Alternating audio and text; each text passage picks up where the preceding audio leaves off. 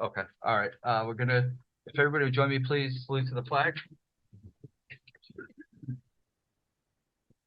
I pledge allegiance to the flag of the United States of America and to the republic for which it stands, one nation, under God, indivisible, with liberty and justice for all.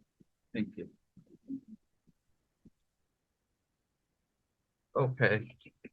First off, I want to thank everybody for being here and welcoming you to the first meeting of the Allendale, New Jersey Land Use Board meeting for 2024. There are some new faces on the board here, which we will get into as we go through the parts of the meeting. For the public, we have some housekeeping things that we have to take care of before we get into the meat of the meeting, as this is our annual reorg meeting, that we have to set some positions, et cetera, and some appointments. So if you bear with us, this shouldn't take us too long. Okay. The first thing that we need to do is do the oath of office. So, do I have to read every single people here? Or? No, I'll just do everybody together, and everybody can state their name, and I'll say I, and everybody will just read their name. So I'll stand. Okay. Everybody raise the right hand. I state your name. I Do solemnly swear that I will support the Constitution of the United States and the Constitution of the State of New Jersey, that I will bear true faith and allegiance to the same and to the governments established in the United States and in this state under the authority of the people, and that I will faithfully, impartially, and justly perform all the duties of your land use member of the land use board. According to the best of my ability. So help me God. Thank you. Thank you. Thank you, everybody. All right. So, everybody on here, if I could just. Oh, no, you're gonna check. If I could just,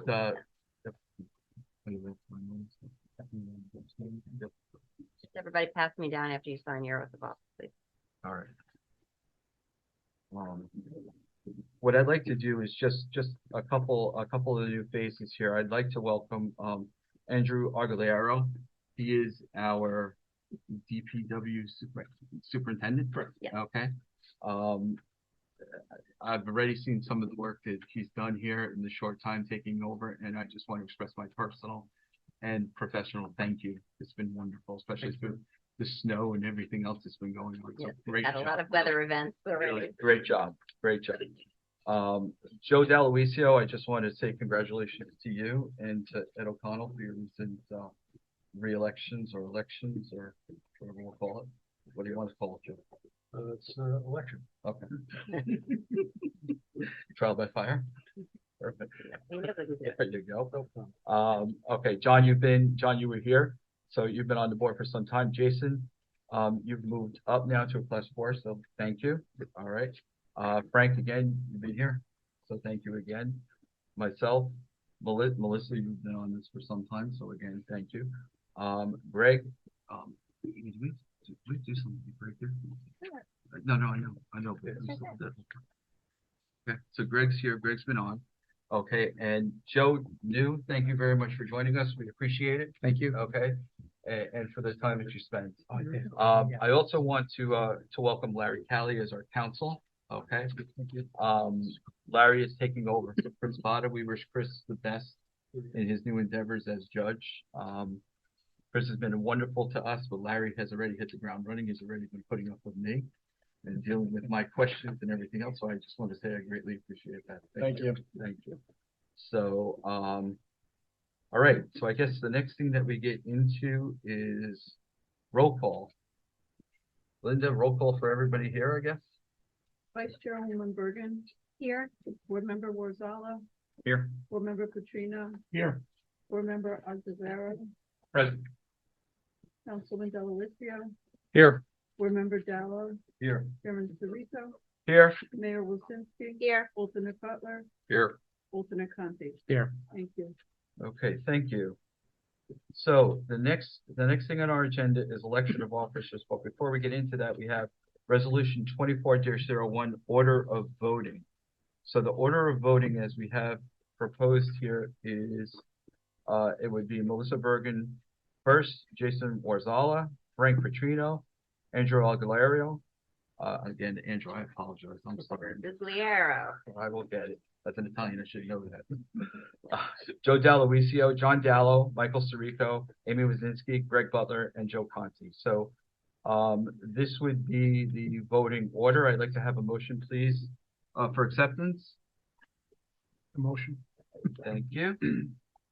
That's Joe. That's Frank. Can I, Frank, I'm sorry, Frank. Hey, can I have a second? I'll second it. Thank you, sir. Okay. Linda, please. Vice Chairwoman Bergen, Yes. Board Member Warzala, Yes. Board Member Petrino, Yes. Board Member Guglielmo, Yes. Councilman Delavatio. Yes. Board Member Dallo, Yes. Chairman Sirico. Yes. Mayor Wazinski. Yes. Alternate Butler, Yes. alternate Conti. Yes. Thank you, thank you. Okay. The next thing on our agenda, and we're gonna group these together, is election of the chairman, the vice chairman or chairwoman, and election of secretary. I've expressed that I would like to remain in this position. I value what I do. I value the people that are on this board with me and all the help that you guys give to me, and especially having me take this thing over. After the situation with Kevin. Melissa, if I could speak for you, you've expressed that you would like to remain. Yes, I would like to remain if you guys would have me. Okay. Right, Thank and, you guys. all right, and, Joe? Yes. I'd like to remain as secretary. Okay, and we're okay with that, because we've done that before. Okay. So is there anybody else that would like to volunteer for these positions? Okay. Thank you very much. If not, we can do it for all three, Larry. Yes. Okay. So Linda, We'll make a motion. can we have a motion? Thank you. Can we have a motion for, Michael Sirico as chair, Melissa Bergen as vice chair, and Joe Dall'Oisio as secretary? We'll group all three of them together. Can I have a motion for this, please? I'll make a motion. Thank you, sir. Second?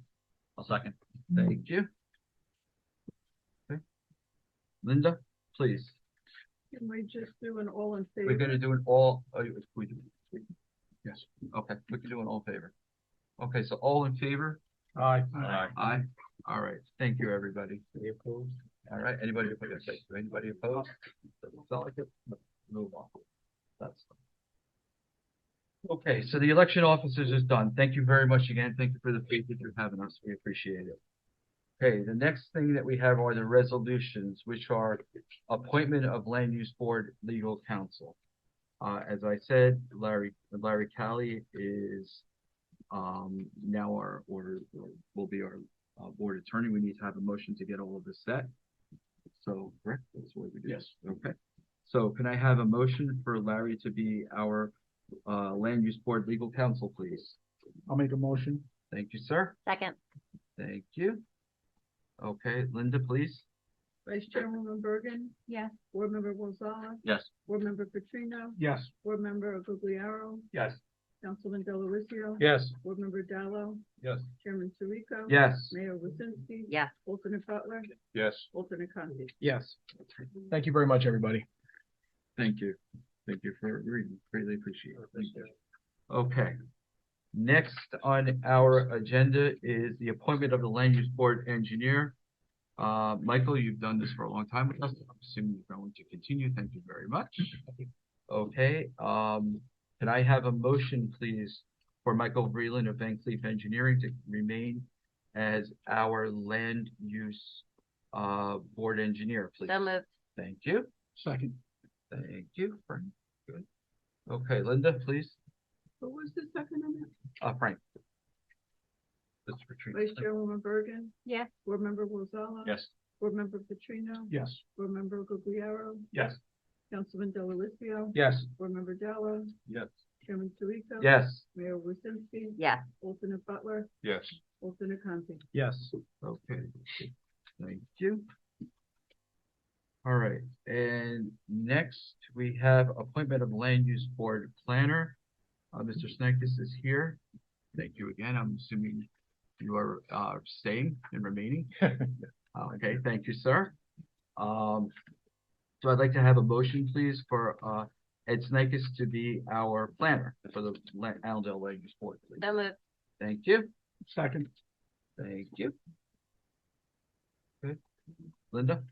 Vice Chairwoman Bergen? Yes. Board Member Rosales? Yes. Board Member Petrino? Yes. Board Member Guglielmo? Yes. Councilman Delavatio? Yes. Board Member Dallo? Yes. Chairman Sirico? Yes. Mayor Wusinski? Yes. Alternate Butler? Yes. Alternate Conti? Yes. Okay. Thank you, everyone. Thank you again. All right, so that's done. Now, the next on is time and place of land use board meetings for 2024. We discussed in our last meeting briefly the calendar dates that we were planning for 2024. These will be posted downstairs in the on our bulletin board. For the public, our normal sessions are the third Wednesday of every month, and then if we have a work session, we proceed it with Monday before. Generally, we don't have work sessions, but if needed, we will do those. We do have one change or two notes. The first note, which is the easy one, is the November Monday meeting where we have a holiday there, so we're not planning to schedule anything for the November work session. I believe that's Veterans Day, if I'm not mistaken. And then what we plan to do for next month, we are planning to hold the regular session on Monday, February 12th. And we will not have a session on Wednesday, the 14th.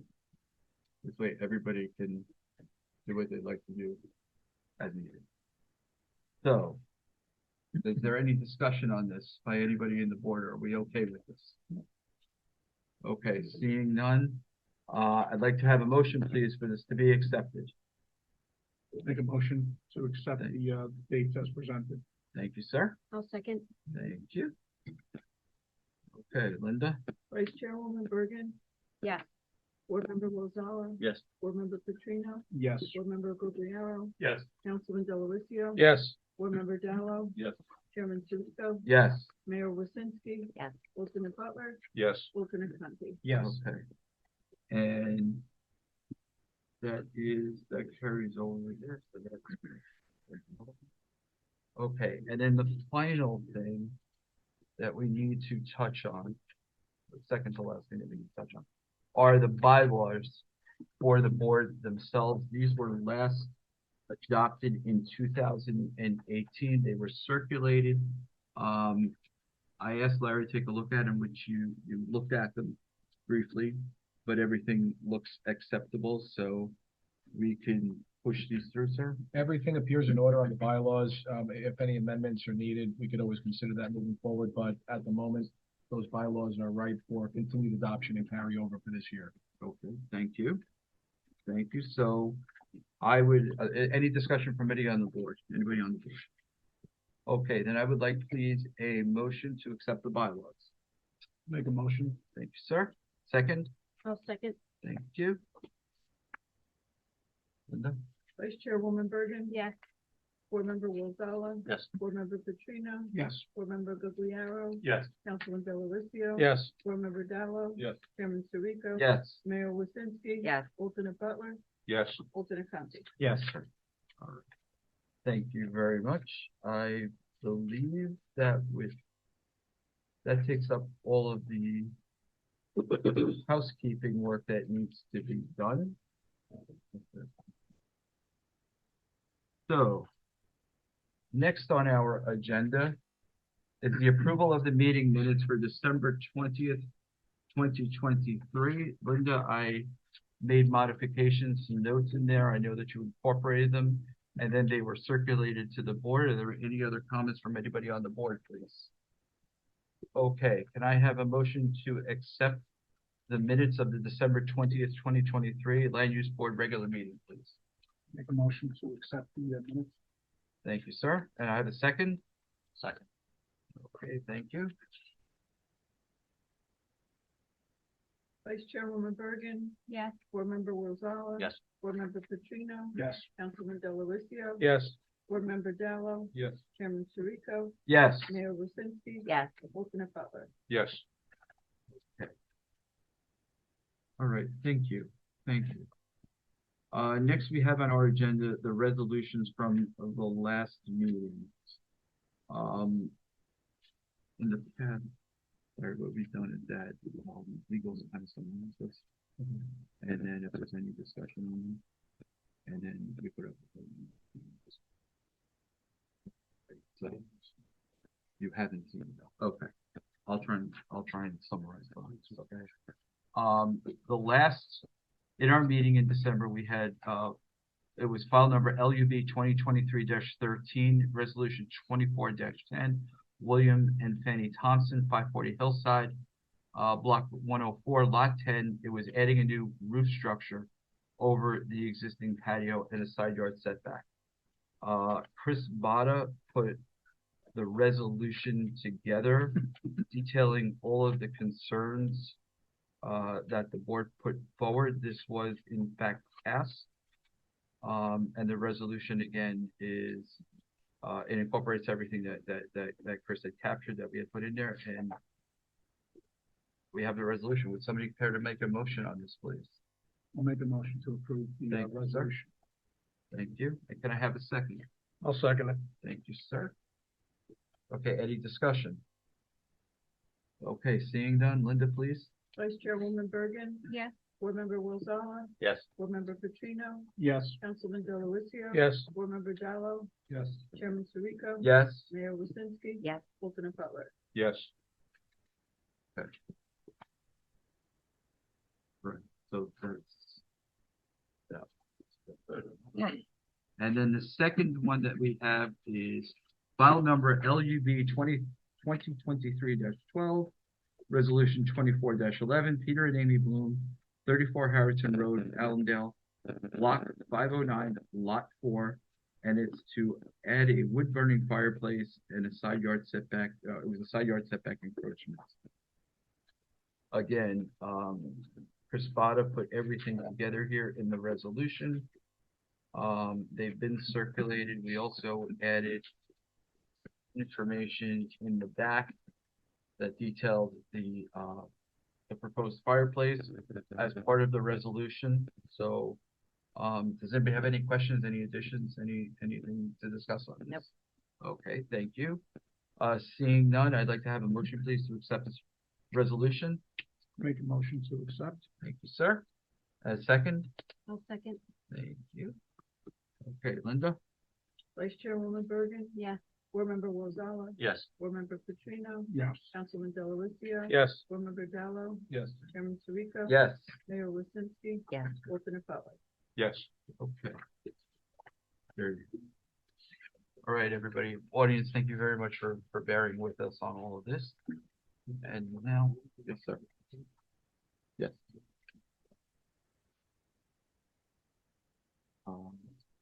Surprise. Ooh. But that's it. We'll do something.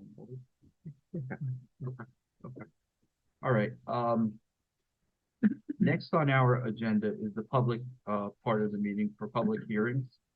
The first, that we have on here is an application, 2024-03. Kirkpatrick is the applicant, 27 Lake in Allendale, block 408, lot 14. This is, purely a conceptual review. We normally do this so that we can listen to a potential proposal. None of this is binding. Yes. Okay. So I just want to be clear, but you know, we're more than happy to work with you and hear what you want to do. So we're going to go ahead. Will all three of you folks be testifying tonight? Just Kurt and myself. Okay, so we can swear you both in at the same time. You Just- can if you want. Yeah, have me in too. Okay, No. I'm on the application, Kelsey. okay, we'll swear all of you in, just so if you're speaking. If you could raise your right hand, please. Do you swear or affirm the testimony you're about to give is the truth, the whole truth, and nothing but the truth? I Yeah. do, yes. So if one at a time, if you could each state your name, provide an address, and spell your last name for the record, please. Kirsten Osterkorn from Omland and Osterkorn, 42 Central Ave, Midland Park, New Jersey. Can you spell your last name, please? Osterkorn.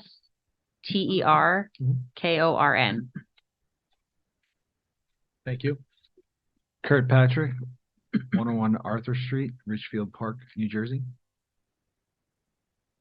Gelsey Patrick, Patrick, 101 Arthur Street, Richfield Park, New Jersey. Thank you. Floor is yours. Hey, before Yeah. we go, excuse me for 1 quick minute, I'm sorry. There's people in here. You want to bring that? I'd like to Please make it. Before you begin, because we have a Use us for a moment. we have a decently full room here, and it might be for another matter.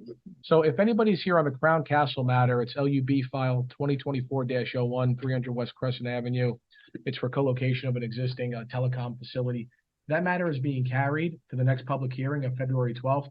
The applicant is not here this evening. Their affidavit of service is in order, so the announcement for the next meeting is being made now. You will not receive another public notice of that hearing. They intend to be here on February 12th. So if anybody is here for that matter, it's not moving forward tonight. And if anybody would like to leave, now would be the time, if you were here for that matter. Okay. Okay, no takers. All So, right, no taker. All right. very good. Thank you. I apologize for taking that time. So please, tell us why you're here, what you want to do. Yeah, so I am here as I've been informed that the potential lot that we were looking at has a number of different challenges, but is a beautiful piece of land, and we want to potentially put a single family home that Gelsey, myself, and our 2 kids, one's on the way. Baby loading, yeah, thank you very much. Would occupy, and we understand that it is a non-conforming lot, and I've reached out to the building department, spoke with Linda and Anthony, who are fantastic, by the way, so thank you very much. Very responsive, and Answering emails at night and on the weekends. yeah, day after Christmas, as a matter of fact, because I was perusing Zillow as one does, and I saw the lot available, and he responded instantly. Anyway, I'm not here to bore you with that stuff, but it's a beautiful piece of property, as I mentioned, but it does fall at the other side of Lakeside Drive, where there's a slope, and we're here just to see if the board would be open to granting bulk permits, bulk variances, because of the non-conforming lot and a number of the different challenges there.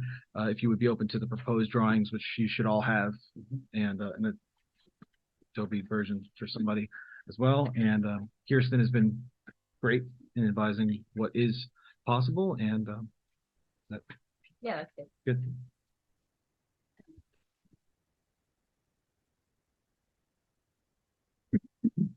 Hi.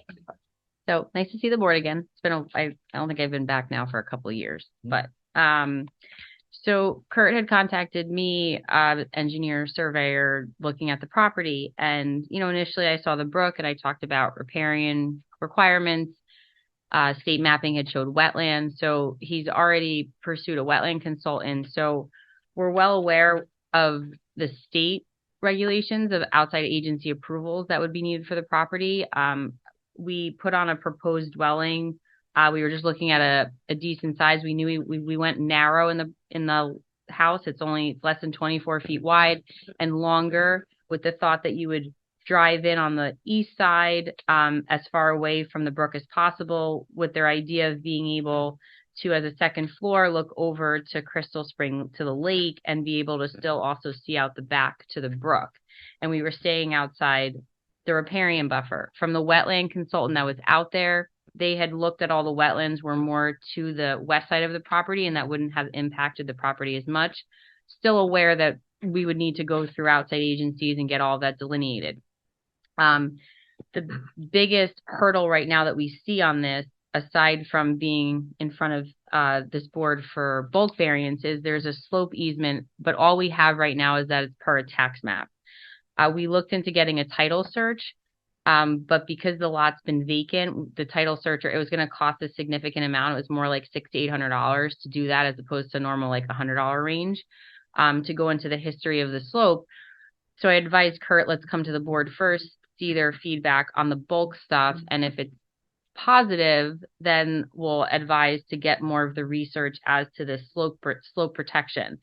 And from the little bit of understanding of what we did, and I had spoken to Mr. Reeland beforehand, was that it is the potential that it's part of the dam, that Lakeside Drive is the dam to the lake, that we would have to talk to dam safety and see that it wouldn't necessarily be cutting into the dam, that all the potential would be is that the driveway would be in essence filling slightly in order to make the grades work. And we would have that house structure there, but majority of it, we're not trying to cut or do anything in that slope easement.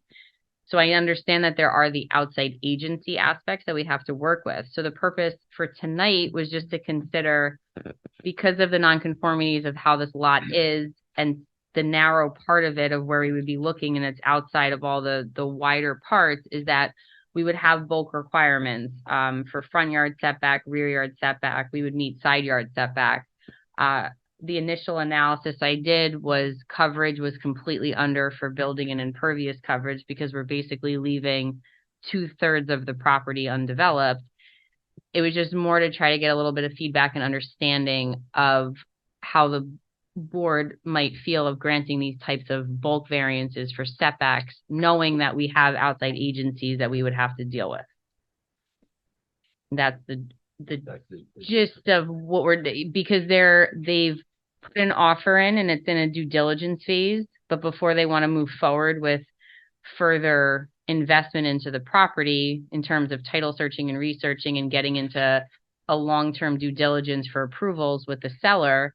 But what I had advised, and it's something to consider after we end up going to dam safety, but if the board is not on the side of the variance is being granted, it's kind of an undevelopable property that the owner, I mean, ultimately it ends up being a park or parking lot. Like there's not much else to do with it if a single family home can't be built, knowing we have these outside agency approvals to work with. So they know they have hurdles to deal with, but they love the property and saw the potential. And part of that hurdle is knowing what the board would see in terms of granting these bulk variances. Ms. Oster, can I ask one question quickly? Sure. On the relief? Do I have the top height right at 44.2 feet? Is that what you're showing? The application references that as top height. Did you send in those Yeah. architecturals? Oh, those were architecturals from another house. Those are just very basic. Those are not the design for the property. Okay. Because that would be the relief. Yes. No. We would comply with the 35 feet. Okay. Those were an example that I gave this footprint of the 23.7 by 51.5 as like an idea of what the house could look like, but it was always the intention, the 2.5 story, 35 feet we would comply with. That was a house I did in Rutherford. That was just an example file. So how many variances are you actually talking about? 2, front yard and rear yard. I thought you said side yard. No, the side yard, no, because we're at 42.3 feet on this. I said not the side. I thought I meant to say not the side yard. Okay, It's just front and rear, and we're honestly at the most narrow part of the property, trying to stay out of riparian zone and not encroaching onto that west side as much. But if you can also see the way the property goes is while there is the setback base where the property line is, it's significantly far from the edge of pavement. So perception wise, it's greater than 40 feet of what would be a normal person, like a normal house setback, because the edge of pavement is so far north between the right of way. How big of a house do you think you could build? The house Without variances? with, If you had to comply, how big would the house be? the house would be, sorry. I don't even think you could, you couldn't comply.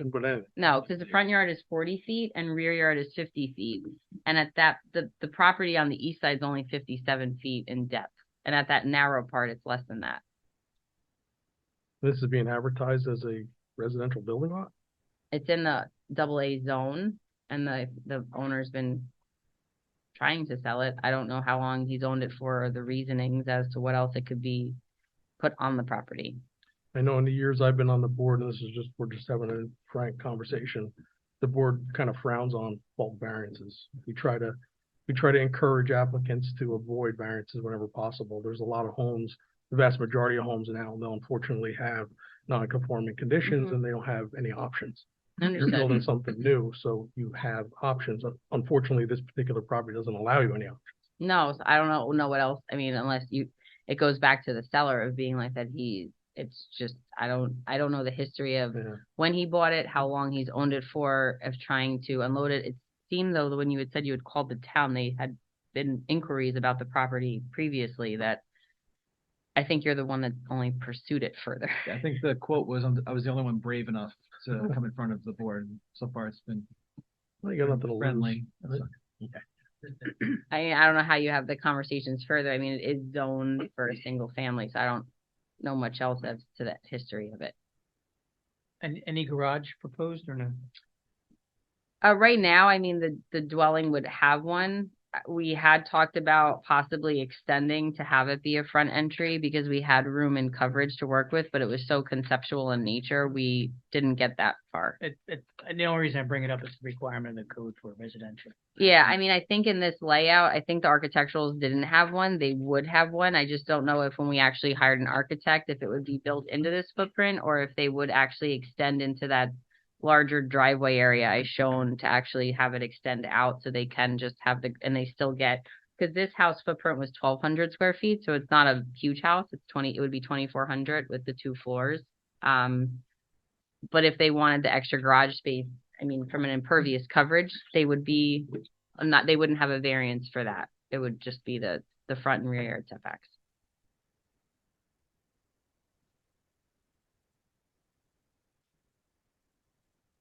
Michael, you guys looked at the property. Yeah, it's a tough piece of property to put a house on. It's either part of the dam or immediately adjacent to the dam. It's downstream of the dam. And it's got a floodway delineated on part of the property, maybe not where the structure is. You have riparian buffers, maybe some wetlands. So, beyond the zoning, there's a lot of challenges with this particular piece of property. I mean, personally, I don't think I'd want to live on a dam or right downstream of the dam, but that's just me being an engineer. But I can see what the appeal of the property is. I mean, it's located adjacent to the lake and adjacent to the stream. But I think from a permitting standpoint, there's going to be a lot of difficulties if the board was to be comfortable with the variances. There'll be a lot of challenges with outside agencies having. I was just going to ask you with all the outside agencies. Yeah. As you had raised. Right. But with outside agencies.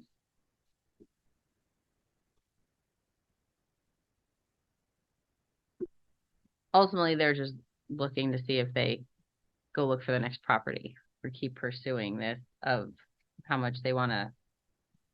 And I know everything you had said, it's not binding. It's just more of, is it an understanding that. Would the board at least do the part that we're responsible? Right. And ultimately, when we would come in, we would have much more due diligence with outside agencies. We put on more planning testimony and speak to the neighborhood and have much more information as to it. It's just more of like you said, if we are not ones for bulk variances, if they're going to invest all this into the property, not that it's going to be binding of you just being like, you're going to turn your head and say no, but is it something to consider of bringing in a resident in town and develop a property while challenging in nature, but something that could be done? I mean, understanding we're outside, looking at being outside riparian buffers and wetlands, the dam safety is the bigger one that we have to work through. And I was trying to find context before this meeting, and all of my previous colleagues just didn't get back to me in time. But if we can cut in just for the driveway portion, I mean, ultimately that house, we would be coming down to their first floor. So their second floor, they'd be able to see the lake, and then you'd have a deck out the back to look over the brook. So the impact to the dam is Non-existent. yes, but from an engineer, I understand where Mr. Freeland's coming from. same time, I necessarily wouldn't buy, but like I have my own little intricacies of houses, but like they've walked the property and they saw the potential of it, and building a house that's more like cantilevered and has different potential to work with the slopes of trying not to actually disturb the natural ground, but we still end up having bulk variances on setbacks. So it's just some feedback of saying like what you guys would see on this or not. Board members? I know you had mentioned that this is just a conceptual or maybe just an example, but I'm looking at, again, just because the picture's in front of me, potentially a proposed basement and not really knowing the water table and where that is in relationship to the lake, which there's probably at least half of everyone in this room has dealt with water over the last month. I just don't know how possible it is. And I kind of share the same feelings that Mike does, because we've been on a lot of these projects where even where you're not supposed to get water, you get it. And here it's like you're you're in it. So I don't know that, challenging with the variances, absolutely. But I think even more challenging to put this type of dollars in a property that potentially would be inhabitable. There's houses by the celery farm. I think there's a couple houses that some of them might be abandoned, right? One of them at the end of the block, like that flooded It's possible. half a dozen times. Possible. Like, So I just feel like putting all these hard-earned dollars into this might not be the property. That's just my take on it, and the bulk variances that are required. That's another issue.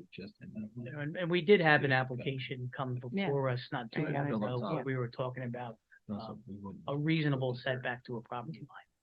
And being able to have access around your property to maintain your property. And I don't know if, 5-foot setback to the rear property line provides reasonable access. It's a narrow street. Yes. There's a lot of challenges. I don't know. I think it's Right, and that was an existing, That was an existing. building brand new. I'm No. sorry, Mike, what was, because of what's behind? Oh, you mean to just access, there's woods, there's like the easement and stuff behind, but you're saying to stay on your property and access the rear of it. The idea of the board, if we're gonna grant a variance, isn't to grant a variance where you have to go on the neighbor's property Right, to be okay. able to maintain your lot and your building. But you're saying maintain it like just for the, Just to get around it, maintain it. At some point, you'll have to reside the house. okay. down tree. Yeah. How many of those have we seen? Well, you can't even access it. But I bring it up because we recently had an application for an existing house where they wanted to do renovations on it, and there was a real concern about, how you were gonna get through a side yard that was about this size. They were looking for like the world's smallest machine. But and also just speaking, this was very conceptual in nature. So when we speak to an architect, even working within that side slope, it's not necessarily, they aren't looking to do the basement, but you're not looking to cut down. They'd be looking to do, in essence, cantilevers portions on piers, like leaving the slope. But if it had to be that the house this was just very conceptual, but like it could be if we're saying access needs to be 7 feet or something, we come up with a number they could work with an architect, but it's still, ultimately, it's still they will have side and rear and front yard variances no matter what. So understanding the concerns about the drainage, and we have to still talk to dam safety of trying not to impact any part of that slope. And that would still be onerous on them of wanting to do that. And if the potential of drainage, but speaking to the board on strictly just the variance side of it, which I believe that's what you guys would be looking at. That is what we. Right. Not the potential for if they hit groundwater. I think that was just Frank's. No, I understand. I appreciate it because I know that. I'm just thinking about, right, you build a new house, flat lot, you're gonna have to do a perk test. Right. Mike's gonna have to come out, make sure that, all your runoff is gonna stay on the property. Right. So at the end of the day, if you go and do a perk test and you hit water at 24 inches, what do you do? Right, Like which you is, said. right, You know which what is, I mean? So but that's that even would be, without a basement. right, and that would be part of ultimately their due diligence before they even got to that By the point. time you get to a perk test, if you're asking. No, I would end up given this area, I would end up recommending they're gonna do that when we do the more of the formal Yeah, survey to that's do what I'm it. getting at. I mean, look, if you wanted to, kayak in the basement, great, but ultimately, I'm just thinking about the process of building a new home. Right, Unfortunately, I've done it many times. There's a lot of stuff that you're gonna undergo, a lot of things you have to undertake that are costly.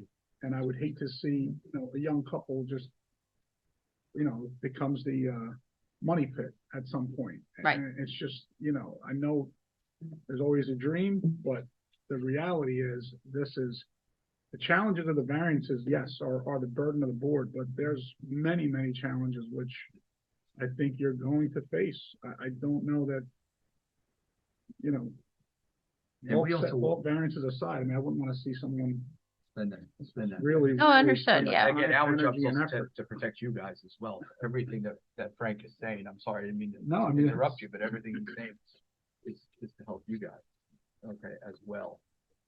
Okay, we want to welcome you to the town, but we'd hate like hell to see a problem when you're moving into the town because of, this. And then, a lot of, the board is basically expressing, you're even saying, you have all of these other things that you have to deal with the dam, with the dam and everything else that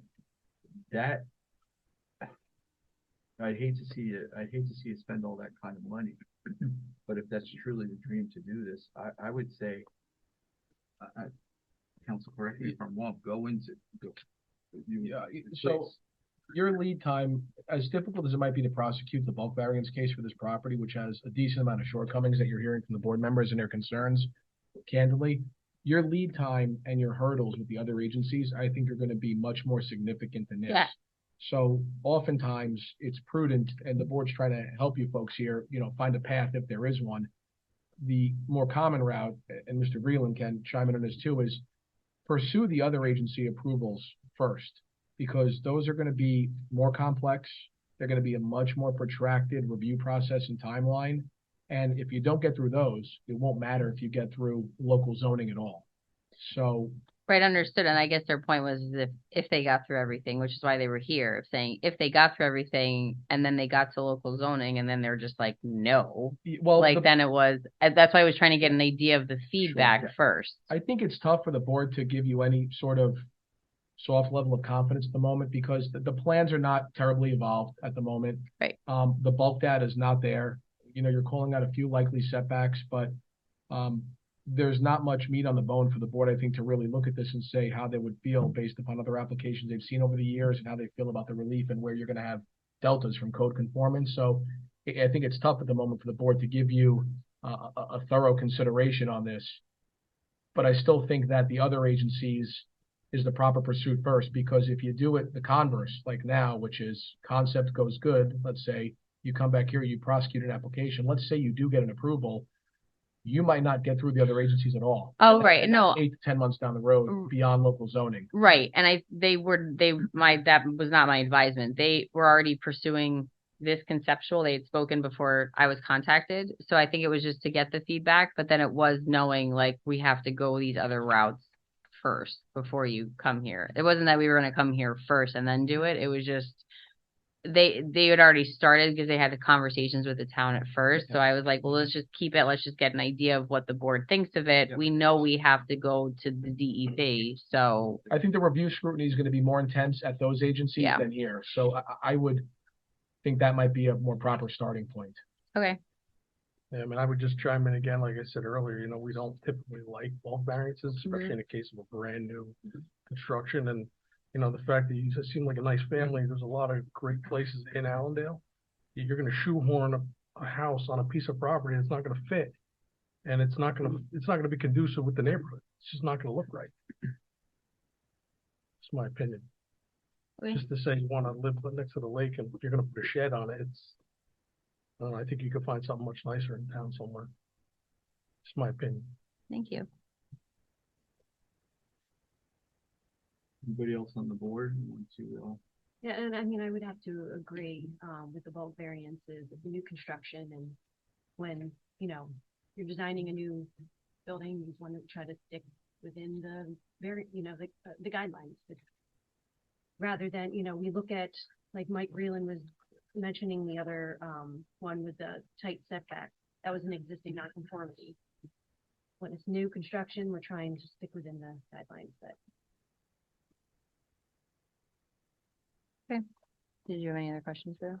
Do you have any other questions? I mean, I'm not even gonna bring this to any kind of No, there's not a vote or anything. Yeah, It's just, yeah. do you have any Yeah. other questions for them?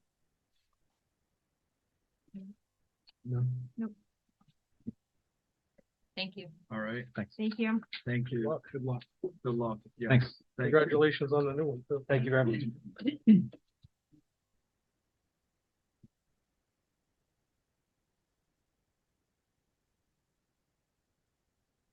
Okay.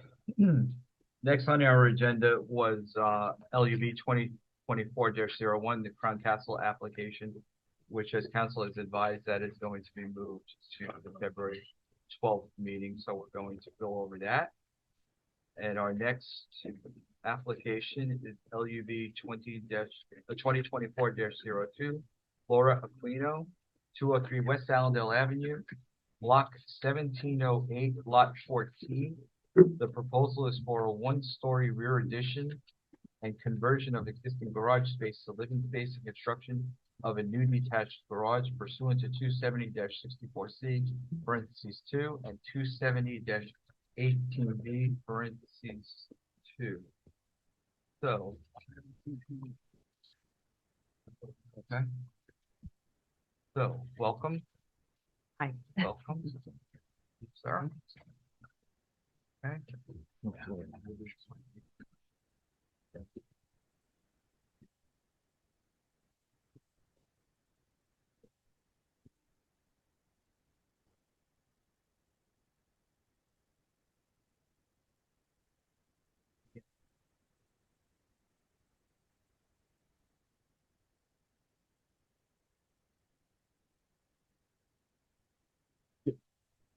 Good evening, folks.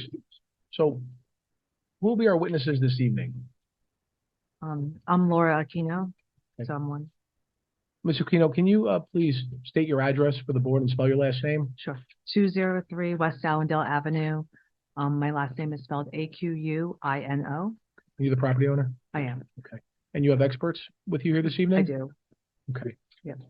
Chris Grimel, Greimel, 157 Park Avenue, Allendale. Igor Pinchich, Hoffman Associates, 29 Church Street, Wayne, New Jersey. Could you spell your last name, please? Could you spell your last name? LATI.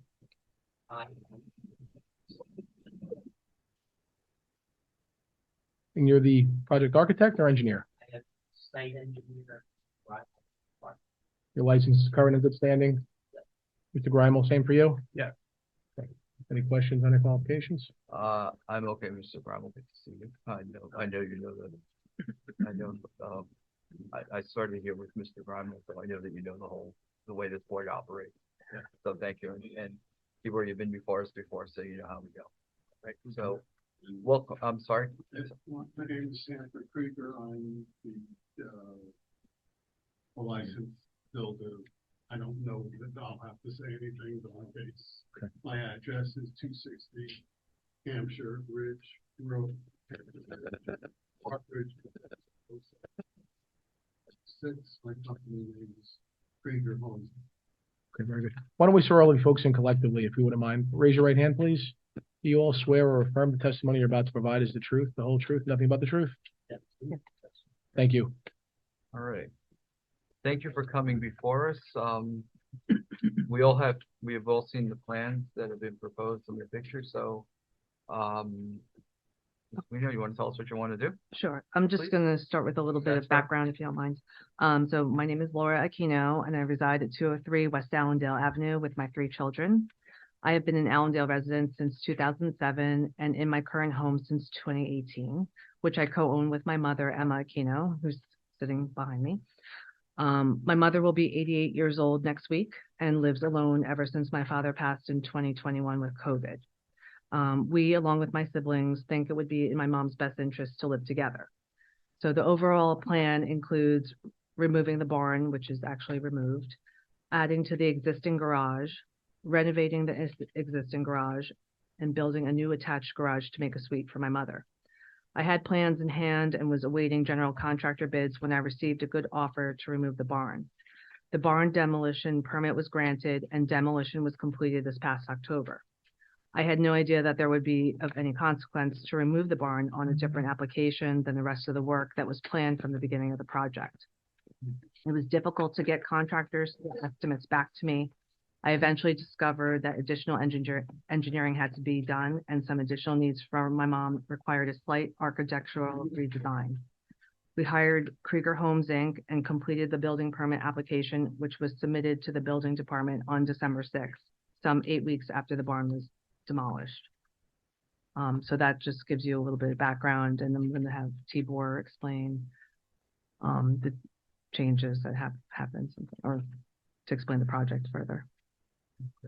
All right, board members, we're going to proceed accordingly. Any questions? Okay. Thank you. Okay, Tibor, all yours.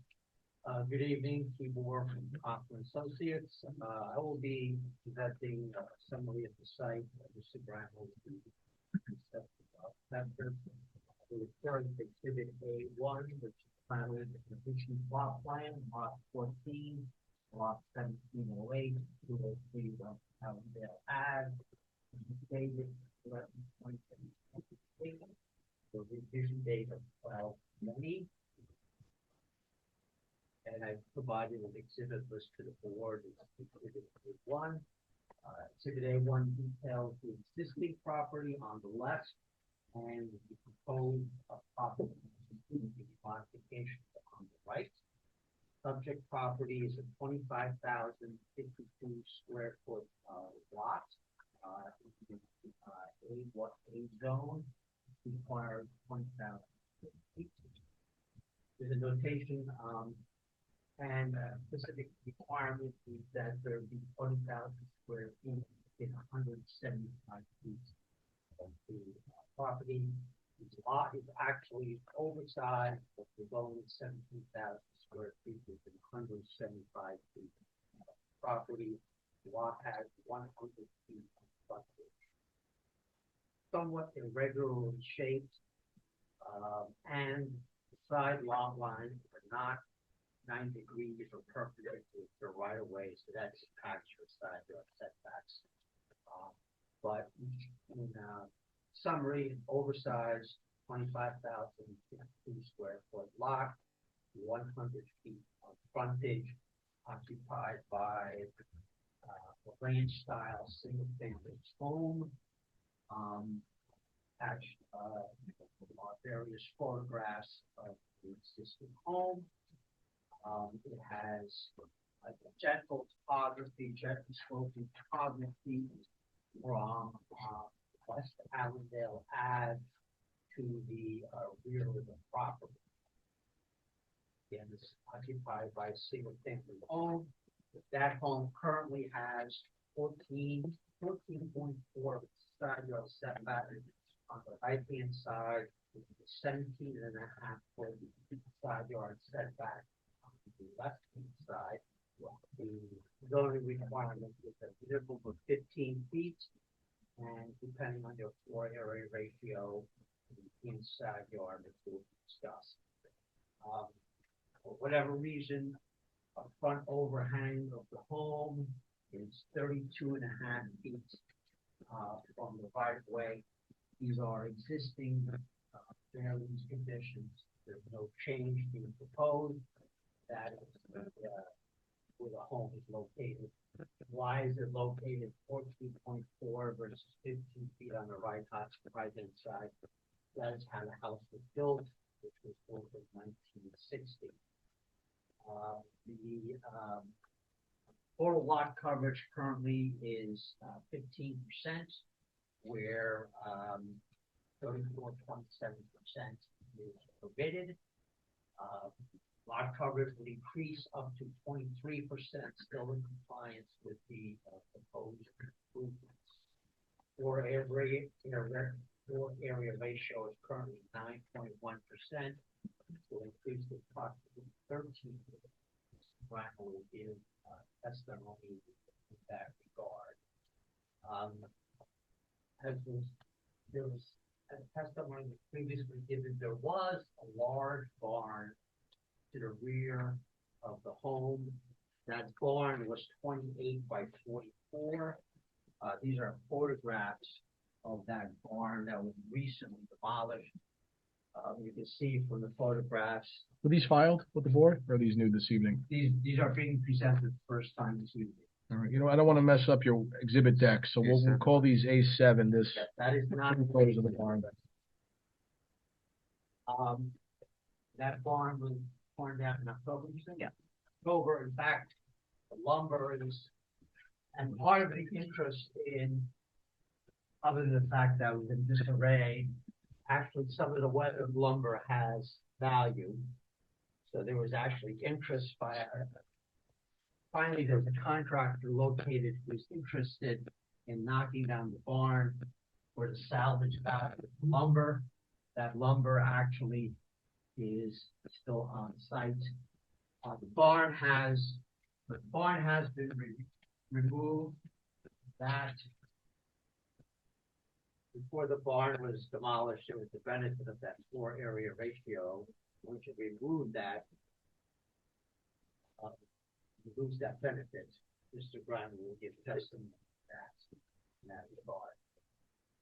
What is proposed is a 14 by 21 foot addition to the rear of the home and a replacement garage further to the rear of the home, accessed by a driveway. Currently, it's a floating garage, as indicated on the photographs. What is proposed is a new garage in the back to replace the garage that is being modified in the primary home.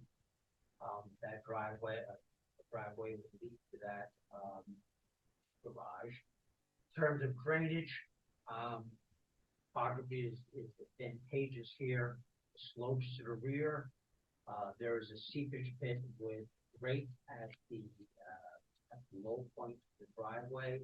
The majority of the new driveway would drain to a swale leading to that seepage pit. Similarly, the garage and its roof leaders would be connected to the seepage pit. Existing roof leaders would be connected to the seepage pit. And there's curbing proposed along the side of the garage, the side of the driveway, east side of the driveway, protect the neighbor east, all runoff will be directed to the seepage pit. Another, I believe, this is brought up in the borough engineer's report. The property has the benefit of a very wide, actually a very good curb cut leading to the existing garage. That curb cut happens to be based on the quality of the work.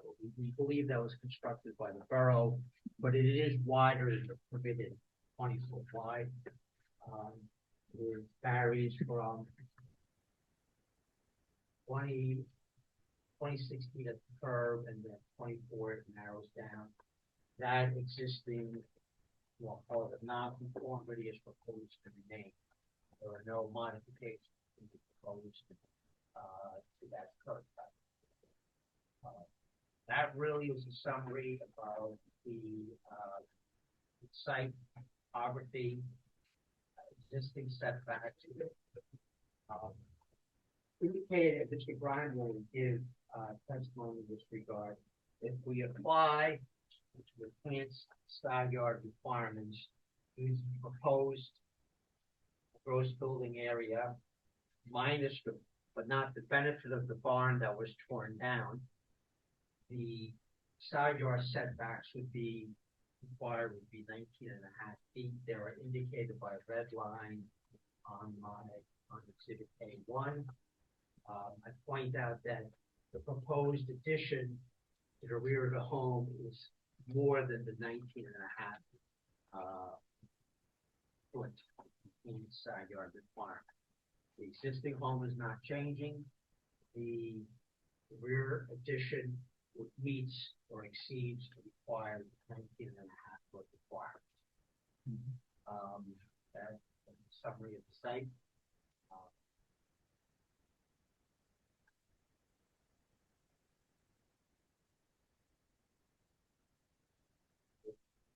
Questions I can look so I would hand over to Mr. Brown. Okay, before you go. So I just have a question. So you said the curb cut, was that like that when you bought the house? Yeah. It was just. Yeah. Okay. And the curb that's going in along the proposed new driveway, that's new. That would be proposed that we might tune this curve and that would be the curve. Okay. How tall is that curb gonna be? 4 to 6 inches, slow roll back. Are you proposing to pitch the driveway towards the home to allow for drainage to go towards your seepage pit? Yes. That what you're doing? You're pitching the driveway? I pointed the driveway is where I am pointing with my laser pointer, and then it grades back and drains in the location of the low area in the driveway draining to the grate on the seepage pit. Okay. So the drainage of the driveway is away from the neighbors towards the middle of the site to the seepage pit. Okay. You're just using gravity. You're not putting any catch basins or anything in there, right? No, there's a grate on top of the seepage pit. All right, yeah, it's hard to see. Yeah, it's a grate on top. And at 1% swell is enough? Excuse me? The 1%. Yeah. Okay. Yes, yes, it will be pitched properly.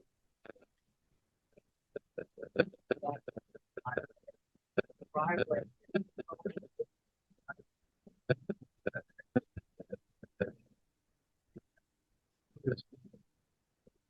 Oh, here.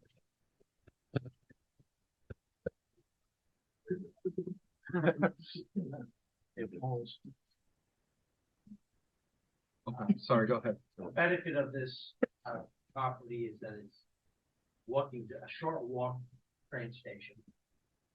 However, with that benefit comes parking restrictions. There's no parking permitted on the frontage of the property.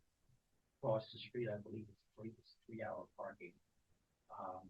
So we provided adequate on-site parking, an on-site turnaround here to service the garage in the rear.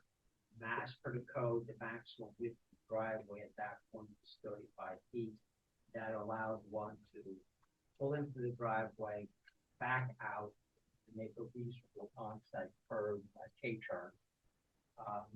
We also have, as is evident, is being proposed for the old occupant. We also have area front to park, to walk into the home without blocking the primary driveway.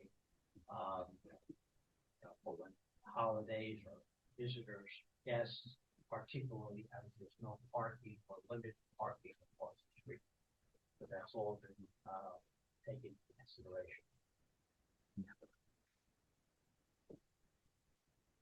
When the pictures that you have where there's a car parked in the front, in the upper left-hand photo, where the car is parked there, that's where that would remain. Yes, this would remain.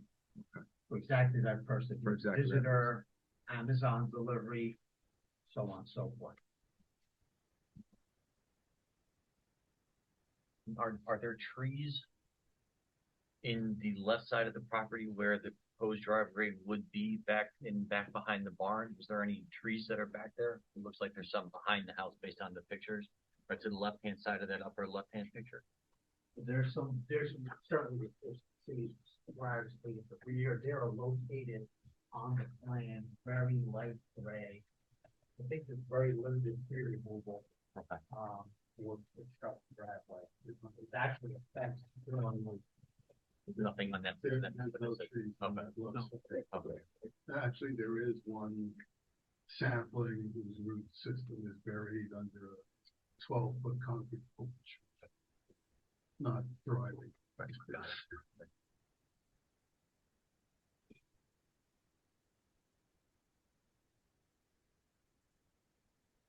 board members, questions?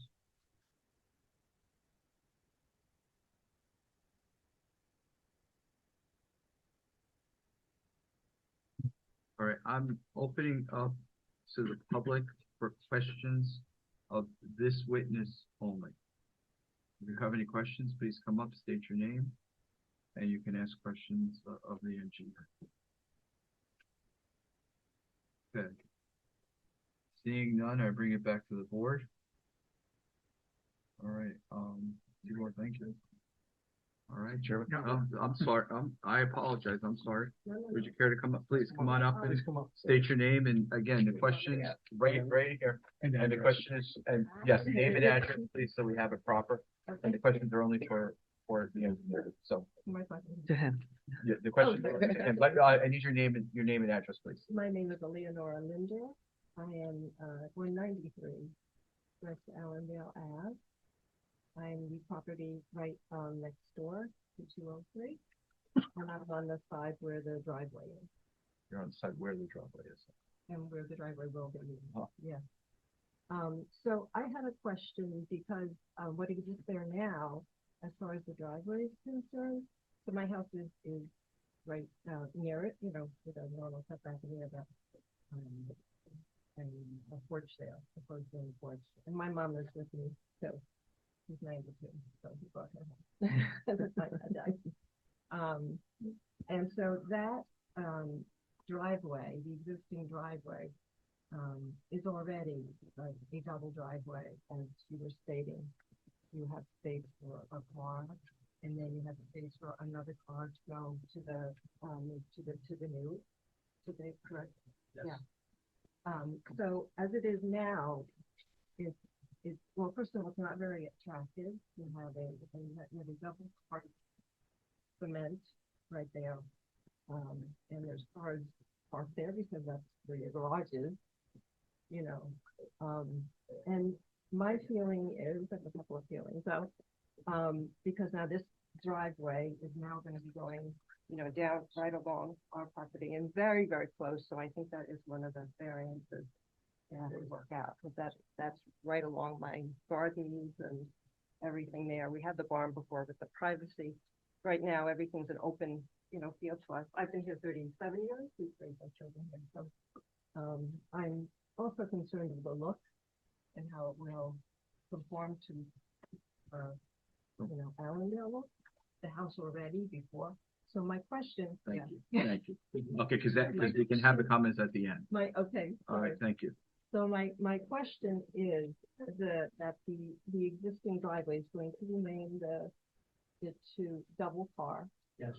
So in other words, like if they have groceries, they can just park there and go in and do their groceries, and then, you know, or use it as even two cars there.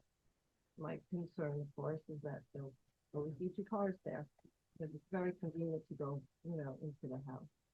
So in other words, the car can be here, and then another drive will go down, and then there's a turnaround back there to use the, sorry. It's okay. Like, You're trying to describe. Italian, I'm like, yeah. Keep going, I'll go over. It's a long driveway. It really is a very long driveway. And then they'll also have like a turnaround in the back. Yes. To come around. Okay. I just wanted to understand how much concrete and where, you know, asphalt, Okay, well. where it would be. Yeah. I can't see the picture. No. Yeah. So no. the change in impervious surface is currently 3,700 square feet of impervious surface. That will increase to 5,800 square feet, but that is in compliance with the permitted lot coverage. And as this so happens, the addition is actually over a large concrete slab. The former patio, you're probably very familiar with it. Former patio. There's lots of Large concrete slab. Yep. That's actually where the addition is going over. But in answer to your question, yes, there is an increase in total impervious surface. It is in compliance with the zoning code, and drainage provisions have been provided. Okay, so, but the closeness, maybe that's not your part, maybe somebody else, to our property then. Because it's now going to be, not what's there, it's going to be even wider. It isn't going to be just what's there now. That driveway Which can will fit your vary cars. from 2.5 to 7 feet from the property line. I don't believe there's a side yard requirement for a driveway. No. Oh, there's no side yard, okay. You can butt right up to your. Yes. neighbors, so, okay. Thank you. Mind if I comment on that? Well, let's see if there's anybody else from the public Yeah, first, sure. and then we'll turn over to Mr. Grimo. All right. Anybody else? Okay, bringing it back to the board. Thank you, Joe. So, do you have a rendering? Do you know how close their house is to the property line on that side? Because I just looked on Google and it looks like it's right there. Yeah, we did not survey the property. Typically, when we see applications, we show the neighbor houses and Actually, Mr. Grimel has. I have an exhibit. I will be discussing. okay. Exhibit A4, that information provided. So to the neighbor's point, you know, I do have kind of a question the amount of driveway and parking you have as well. I mean, you like married to that? Is your client amenable to letting some of that parking in the front and just making a driveway that goes to the back? All right. He, All right. It's The actually- parking, yeah. the parking in the front is only for an occasional use for a visitor. It's not for the use of the family per se. As far as family cars, they're going to be in the back, and groceries and whatnot are going to be coming in the back through the mud entry. They won't. I doubt that the Aquinos are going to be using the front door much at all. It's just going to be an occasional visitor for Mrs. Aquino Senior, who, because there's no parking on the street and an elderly person isn't going to want to park across the street and then walk across the street with the school buses running by. But they could park in The rear. In the I mean, they rear. could park in the rear. They could. So in other words, if that piece of asphalt, if the plans were modified, I got one too there, see that? If this was modified, that this piece wasn't here, okay, we're just, the parking would be here and then parking in the rear. No, only level. That's what your mother wanted. right. Okay, I mean, that would alleviate some concerns. That's so fine. You okay with having anybody parking?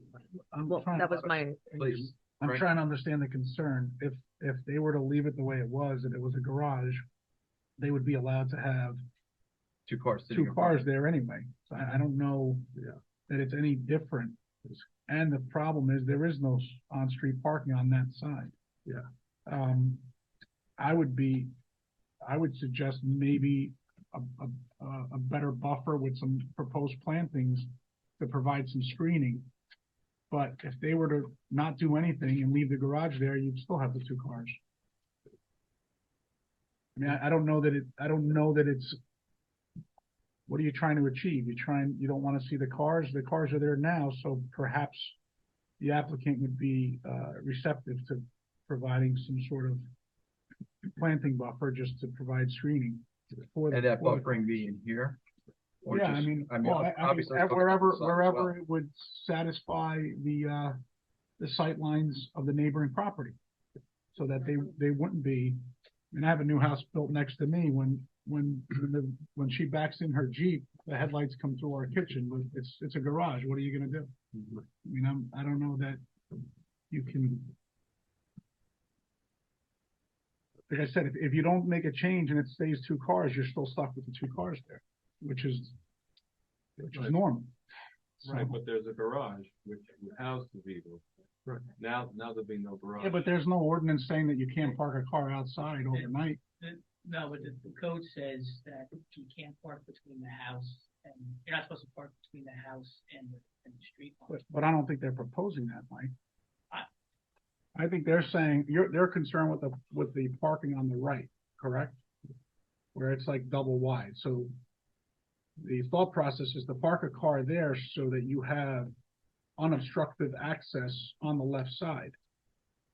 Right? Right. I mean, we just pointed out the fact that, you know, we think that there's relief required from section 270 of the code to allow that double wide driveway to remain because there's the potential for a car to be parked between the house and the street without a garage there. I think the neighbor's concern is more aesthetics. Well, and it kind of, you know, the driveway is getting so big, it's almost a concern, is it gonna be a big parking lot? You know, or how many cars are gonna really in there? Well, be there? the family cars will be in the rear. The only car that we parked in the front would be a visitor, a guest, an occasional guest. It's not gonna be a permanent thing, or a delivery or something like that. No, it's less for me to shovel. I mean, Right. I So in other don't mind that. From a building point of view, the front door is 4 risers up to get to. And this gets pitched. The walkway that's going to the new addition, that's in view of Emma's walking, that's gonna be, the ramp. So no one in the family is going to, everyone can get, the main entrance of the house is gonna be the one coming from the back. Yeah. That's where the, Yeah. I mean, you have architectural plans, but that's where the mudroom is, that's where the laundry room is, that's where the coat closet is.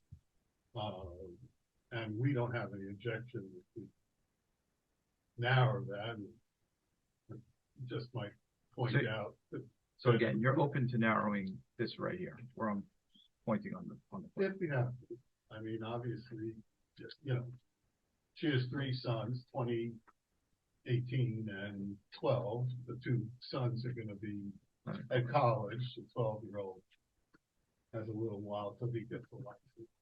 And I might point out that Mrs. Aquino doesn't drive. So the old, you know, in terms of planting, I got 2 feet. I mean, are we opposed to putting some arborvitae or something in there? No, but that's not really going to. And we have a further problem that, or issue that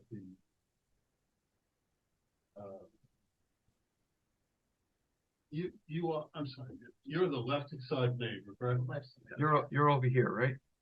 Yeah. You're, I don't know if you can see, but you're over here. Okay. Where the driveway is. I have met, the husband in the backyard at one point or another. So you're here.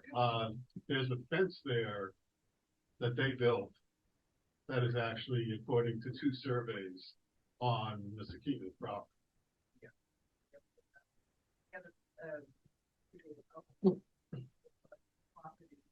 He just And he said, well, great, we'll put up a fence. Okay, So well, we So, understand we understand about the that. fence coming down. But with, again, which makes it even closer to what, could there be, some of those tall trees to go down? Because yes, my concern is I'm in my garden, which I have a beautiful barn right there, and then my property, my garden, whatever. And, the privacy of it, but that, No, I I think understand that, about but- it. So now I'm just looking at Right. a live clinic, is it something? We have no problem indicating that, put some trees along that line, but in terms of size of really blocking, I only have 2 feet of land. There's 2 feet. I know. Yeah, I mean, a bulb that's only 2 feet is a 4-foot tree. Mike, do you think that dimension's enough for something to survive there? I mean, it's tight. I don't know, I don't know if they would be amenable to allowing some of the things. Is that their problem? Yeah. But I want it to be nice for both of us, actually, because they're in there, the kids are out there playing in the driveway, they're gonna have their parties, whatever, you know, you have your lovely deck and you know, just a huge piece of property in the back. And, you know, either. So, you know, our fence is gonna be coming down, part of my garden is coming out. I lost my barn. So now you can imagine now, you know, my barn. You know, it's just this driveway without the garage, and then I'm also gonna have cars here. It just, you know, I feel, and Ellen, there's such a lovely, and I know it was there before, that two-car thing, but if you went over there and you look, you'd say, why did they even allow that? Because it doesn't. So, if we have So, plans, okay. I- So I'm just asking. you'll have a chance at the end, ma'am, to give a sworn statement and comment in favor, against, whatever you would like. At this point, it's still just limited to questions of the witness. Yeah, no, that's okay. And we've got a few that have testified. That's fair game, but it's gonna have to be based upon their testimony at this point, your questions. Otherwise, we're gonna get into sworn statements by you, and we'll have to swear you in, and we will do that at the end if you'd like. Okay. Okay. So, bringing it back to the board. Any further questions for Tibor? Okay. So, thank you. Right, you have before you a copy of the architectural plan. I'm just gonna go through those quickly. The first sheet has a site plan which is superseded by Mr. Litins's site plan. And there's a zoning requirement table. Some stuff that the building inspector wanted from NC or CC data requirements, et cetera. Yeah. Okay. On the second sheet, copy of the floor plan for the renovation of the garage and the addition. The goal here was to provide Ms. Aquino Senior a grade level living space that was accessible in the event that she was not ambulatory anymore. She's currently ambulatory, not a problem, but it provides her with a small sitting room, a bedroom, some closets, and a ADA compliant bathroom. There's a mud entry coming in from the rear. It's going to be a ramp entry, so you can roll in. There's a laundry room, which is for the entire household, and a closet. I imagine there's going to be a lot of sports gear in there from the sons. They have a lot of stuff. And That's what the garage is. right, that's true. Yes. So essentially, that was the idea. We looked at the possibility of, instead of taking over the garage and putting an addition, to go over top of the existing house and make a second floor addition. And one of the major problems with that is, where are they going to live during that process? Because once you pull the roof off, you know, it's all bets are off. So we decided to go with this plan, which allow them to live in the house, and they can just shut the door where the construction's going to be, and they don't have to deal with it.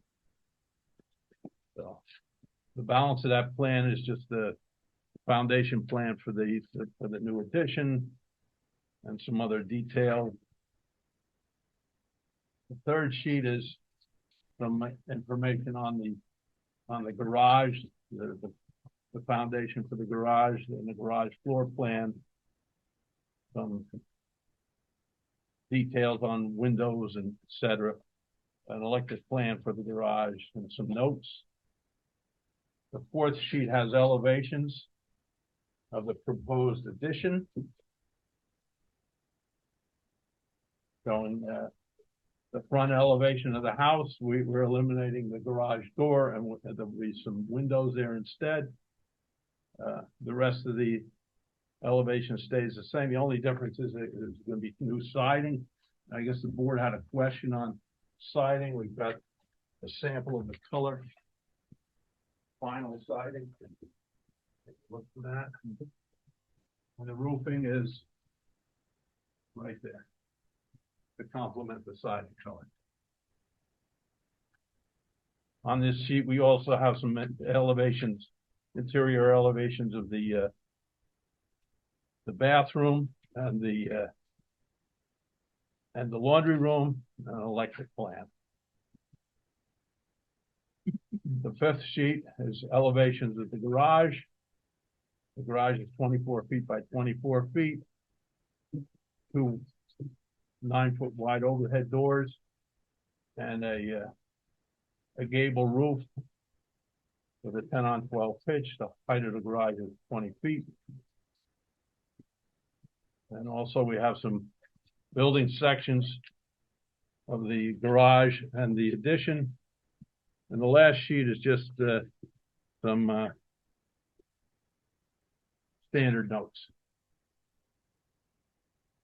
Any questions on that?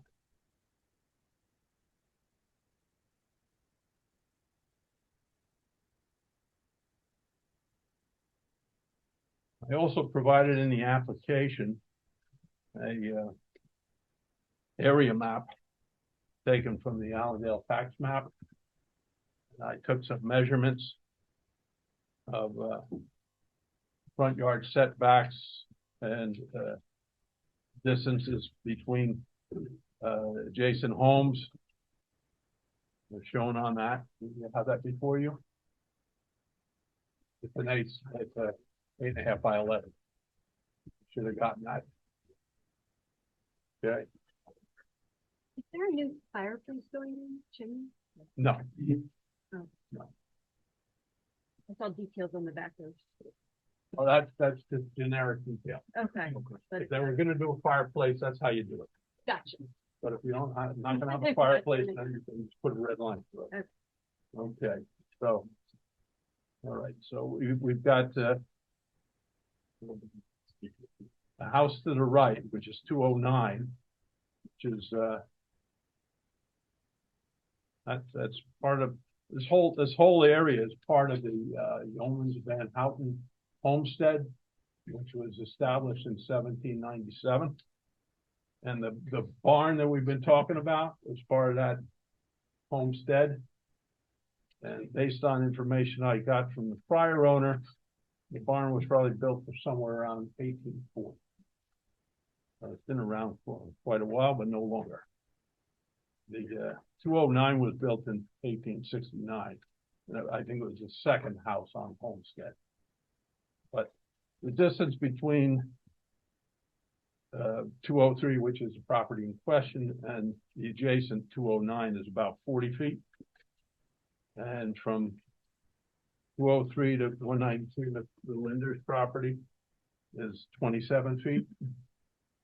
And then from their property to the adjacent house is only about 19 feet. I have to note that the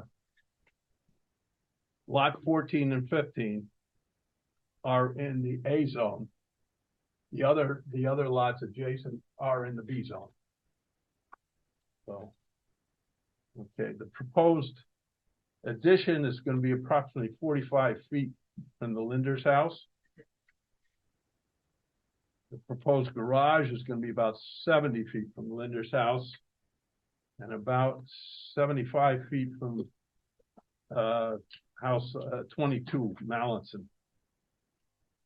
About 180 feet to the closest senior housing unit and about 180 feet to the house on lot 8. Now my measurements indicate that the front yard setbacks for 209 West Allendale about 27 feet. 203 is 32 feet per the survey, 29 feet for the lender's house, and 32 feet for the house on the corner. And that's the prevailing setback average is about 30 feet, whereas we're 32. So under 270 57B, technically the 32 feet we show as non-conforming is technically conforming, but there's a question there anyway because 2 of the lots are in the A zone and 2 of the lots are in the B zone, but the ordinance is kind of silent on whether there's 2 different zones. So, but it's a moot point anyway because it's not changing. Okay. I also provided you with some streetscape pictures, somewhat similar to what Mr. Latinsis had shown. That's on one sheet. We should have all had a copy of that.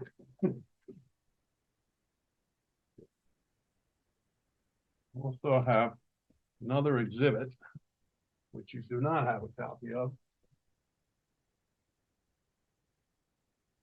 We're gonna call it A8. No, this is actually, should be A4. This is the land helm survey.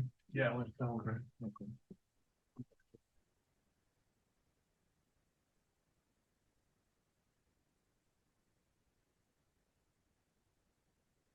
Brian, while you're passing this out, you're talking about the setbacks and dimensions. Are you gonna offer the testimony as to the accessory structure deficiency? The only variant that we have? The existing, The proposed garage setback is deficient. it is not. There's no deficiency with regards to the garage. We're showing it at 7 feet No. Okay, now. to the lot line. Another copy, we can share it. We can share it. Chris, I you can can share. share it too. Hold on, Mike, tell me if I'm wrong with that. I'll check the code real quickly. Sorry, I thought accessory structure was valid. 6 feet. 6 feet. 6 feet. Yeah. Okay, so we're okay, okay. Should be okay. I always add another foot just in case Okay. people screw up. Okay. Okay. So what you have in front of you is the prior survey by Lantelmi, which was done in 2018. I guess that's when you Right. bought. Mhm. Okay. Which shows the barn that has been taken down. Now, the barn, the demolition of the barn was integral to the whole project because we had to remove the barn in order to have a place to put the new detached garage. The barn was not compatible to be made into a garage for numerous reasons. So I've drawn a depiction of the barn, an elevation. And the gable end faced the Linder's property, and it was only 0.9 feet off the property line. And it was 28 feet high. So there were two variances or two nonconformities with regards to the barn, which we eliminated by taking the barn down. The side yard, 0.9 versus 6 feet, and the height 28 feet versus 21 feet. Okay.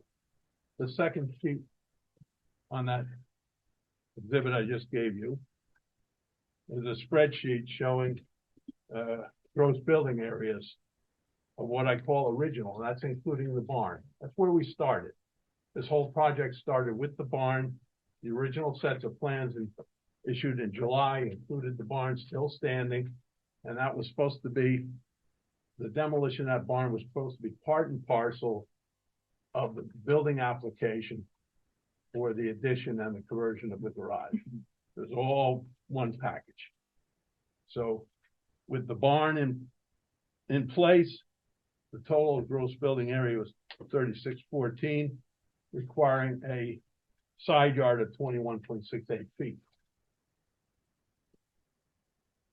Removing the barn and replacing with the new detached garage and the addition, we drop our GVA to 3252 and a required side yard of 19.51 feet, which is a reduction of over 2 feet, which would satisfy 270-64C, which is, 270-37A2, which is the section that talks about additions to non-conforming structures.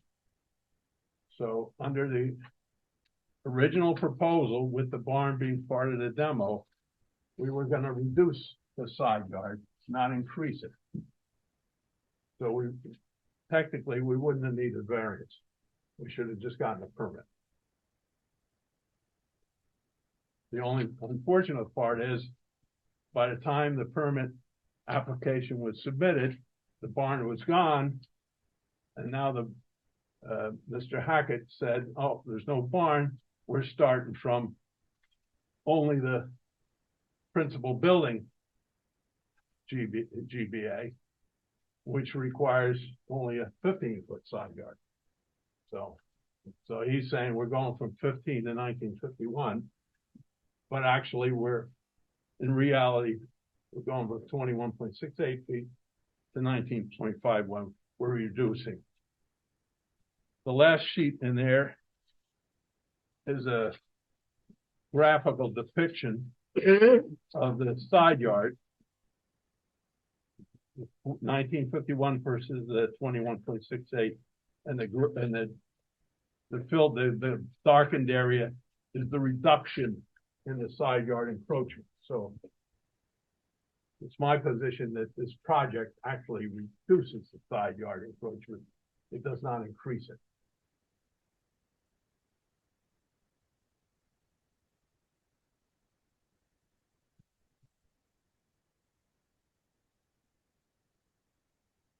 Questions?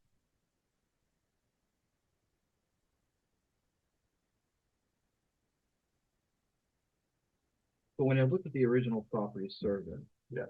at the tightest point, it was, is that 0.8 feet? Or 0.9. 0.9 feet. 0.9 feet. Okay, and the proposed new garage is 7 feet. is 7 feet.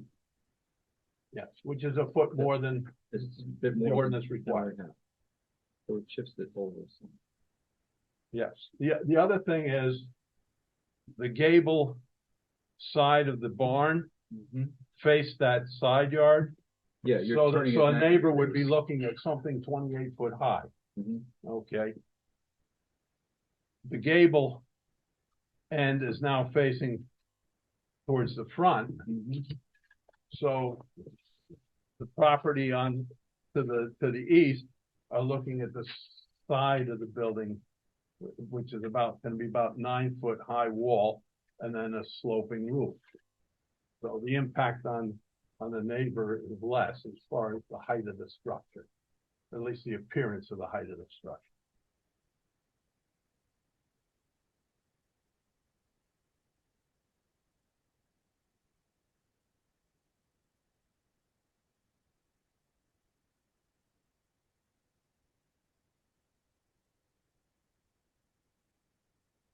Does the overall height of the structure have to remain at the 20? Can the pitch of that roof be reduced? You look I at, understand you guys want to, you're looking for attic storage. I get it. yeah, well. Because I see that the pitch on the addition is 6 inches and 12 inches. 6 on 12, Horizontal, because the rest 6 of the on house, 12. 6 on 12. Okay. Yet The reason I have the higher pitch is so you're not knocking if you're up there and you're moving boxes around, you're not smacking your head on rafters. And the barn. And there's going to be some collar ties across there too. Which Yeah, of course. I'm going to add, so. And the barn originally was 12 12 and it was 28 feet high. and 28 feet high. So I'm 8 feet lower.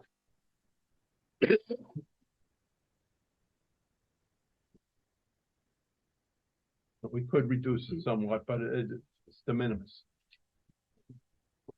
The idea is to be able to walk there without banging your head.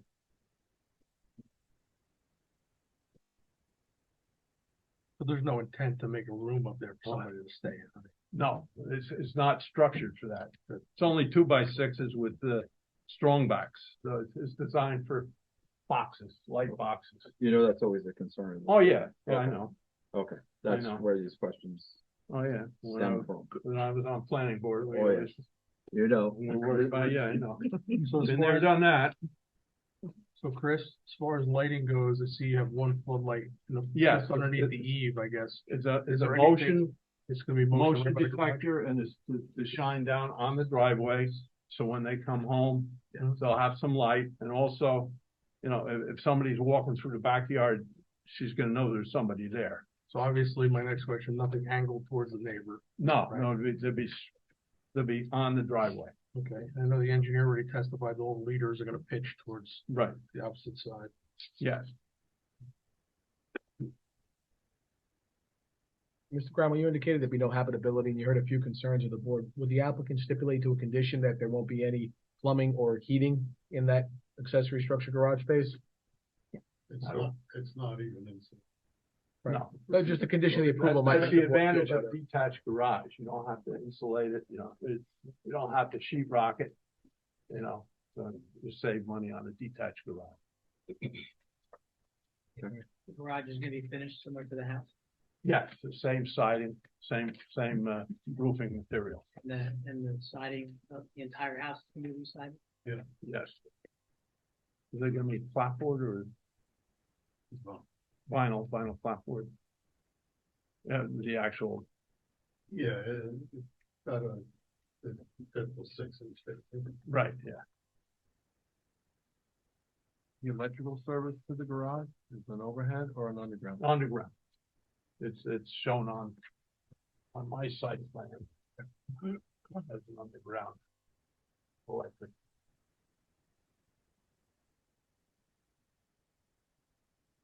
The existing brickwork is remaining. Excuse me? The existing brickwork is remaining. Yes. Discussions of painting it have taken place, but no decision.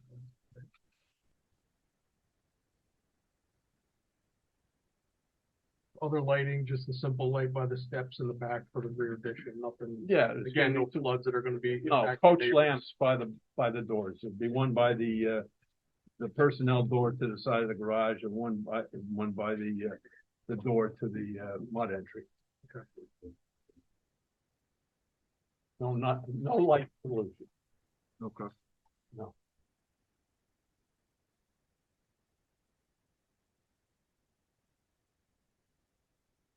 Board members? Questions for Mr. Grumble? I'd like to know how long it took you to write all those notes. I gotta tell you, Chris, this is, I haven't seen this in a long time. God bless. I am a dinosaur. I admit it. I draw by hand on Mylar. Wow. And, yeah, it takes a little while. Wow. But Wow. God bless. Wow. All right. Any other comments from the? So maybe at the risk of being obvious here, I'm looking at the memo from Hackett, right? And he kind of pointed out the right side was the issue. And we really haven't spoken about today. It's a 1/2 foot, and that it was a 1/2 foot, and now it's 4 feet out of compliance. Is that the crux of the variance? Is that what we're talking about? Because we haven't discussed this. I guess what I'm asking.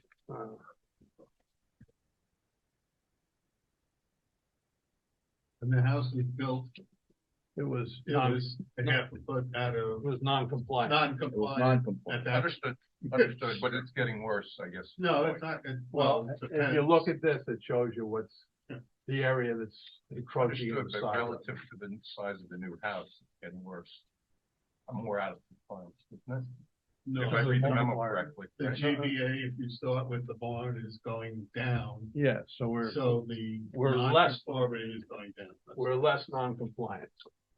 That's not what the memo, that's not what the memo says. Well, Comparing it to when the, he's comparing to no barn. And what's the right review? well, the barn no longer exists, so I don't think technically you get credit for. So technically, the rose building area is gonna be more efficient garage than it is today. So, It's a question of whether it's glass half empty or glass half full. Timing is everything in my thought. I understood. and there's no, I mean, there's no construction proposed on the right side. The right side of the house is gonna be located closer to the property. It's just the side yard requirement is. There's building area being added to the lot. which includes the two-car garage. But again, that's what we're here to talk about. Right. Well, the side yard requirement in 1960 when it was built was 15 feet, and it was in violation then. In 1999, when the enhanced side yard requirements were adopted, partially my fault, because I was chairman of the planning board at the time. The side yard requirement for this house went to 21.68 feet. Now, we're at 19.51 feet requirement, so we've gone here and here and down to here, back. So, Mr. Chairman? Please. If I could offer some comment. The real reason you would look at these sort of enhanced side yard requirements is that if the mass of the structure is getting bigger, is it impacting the neighbors as a result of the side yard setback? In this instance, the way I see it, just to offer my comment on this, is the way they're adding the addition to the back of the building. The garage also is conforming. It's the spirit of the criteria is such that are you adding more mass closer to the neighbors? And I'm not sure that's the case here, based on that. So I think I would offer that to the board for discussion and thought. Yeah, I agree. I have a question for the engineer. Is there an opportunity on the left side as the driveway goes to the rear to move that left side driveway, tighten it up to the left side of the house? Just to create a larger buffer for a place. Short answer is yes. And I would recommend Shine Tree arborvitaes are fairly grow well, they're tear resistant, and they provide ultimately good wall. But the turnaround in the back, is 35 feet, even by 35 feet, when you back out of the garage. And then that section where the new addition is coming forward to the front left of the garage, if that driveway could be slid tighter to the side of the current garage, there's greater buffer and opportunity for some trees. Yes. Even running it right next to the building without even a buffer there. I mean, I think you need a little buffer to the building, but bottom line is it shows we have some room that there's some room. Slide that driveway over. Okay. That there would be some room. Do you know what that minimum dimension could be? 5 feet off the neighboring property line, or 5 foot of planting? Definitely commit for. Yeah, it'd be good if you can get close to that with that type of tree. Because then that gives you the room for the trees to grow. Yeah, cetera, even, so well, we raised earlier. the green giant will get to 60 feet tall, as well as about 40 feet wide. That's why they call it green giant, but it does allow for that screening and it is deer resistant. You could plant Mount Laurels or some type of holly Mount too there. Laurels. Yep. Mount Laurels, so you could keep a Mount Laurel tight and tall, and it won't impact as much as a green giant. Correct. And or the Japanese Pieris as well. Oh, sorry. Because the tightest point that I see here is where the 17.5, if we're all talking in the same area here.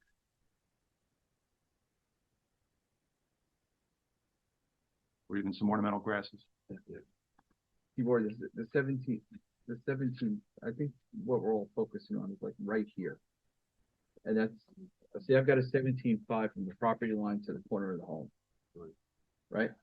If I'm reading that right? Yes. Yeah. So if you shift everything over, I don't know what, I have this dimensionalized unless it's on another plan. The dimension between the side of the driveway, the side of the proposed driveway and the corner of the home. Right here, we have 17.5 feet. To the property line. The property line. Yes, sir. If we have to get past the corner of the house. Understood. Go back, we could transition the driveway. Don't want to be too close to the corner of the house because you can clip the corner easily. And that's where the electric meter is too, and you don't be smacking into that. The electric meters there. Yeah, you may be able to just work with the angles and the curves. Yeah. Make. Yeah, we have a little bit more room right here, and then it narrows down, so that I believe this is the critical area here, where we could shift, to work this curve, shift the driveway 2 feet to the right. 2 feet, that's the dimension you think you commit to? 2 more? Okay. I think,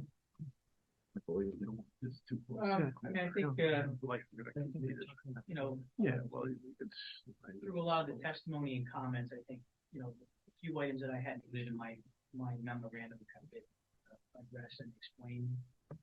Initially, our primary concern was, you know, runoff potentially from, there's a couple of roof leaders on the left side, and then right now they hit the ground. If the driveway was going to be installed there, they could shoot across the driveway on the property.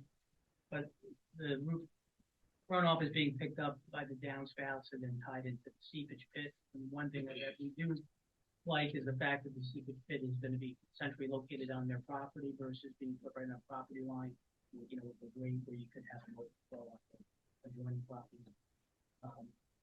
We did get the drainage calculations that indicate that the pit's been sized for the increased impervious area. We also suggest that they consider the tributary area for the seepage pit, so that the seepage pit can handle the runoff from the entire area, to avoid overloading the seepage pit and creating a pond situation in the backyard. The code doesn't require that, but that's a suggestion that we recommend to the applicant and the applicant's engineer when we look at the soil limits. Based on our initial review of the plan, the primary concern was seeing the floodlight underneath the garage. The applicant provided that. I think most of our comments were addressed either through testimony or have been addressed with various notes that have been included on. Like, I'll have to ask this again, and I raised it briefly before, but a 1% swell, we're okay with that? Is 1% acceptable given where? Yeah, I mean, it's a relatively flat piece of property. I mean, I would prefer to see it, I would prefer to see the seepage pit centrally located and get the water to the center of the site versus trying to increase the slope of the driveway and not being able to have the seepage pit work there. So you would propose, if I'm understanding what you're saying, you would propose moving it more? No, I'm satisfied with. Oh, you're satisfied where it is? Yes, where it's located and, you know, 1% will work. Okay, that's what I want to be clear of. I would prefer to see the seepage pit where it's proposed at 1% grade versus moving the seepage pit closer to the property line and increasing the grade. Understood. Okay. Okay.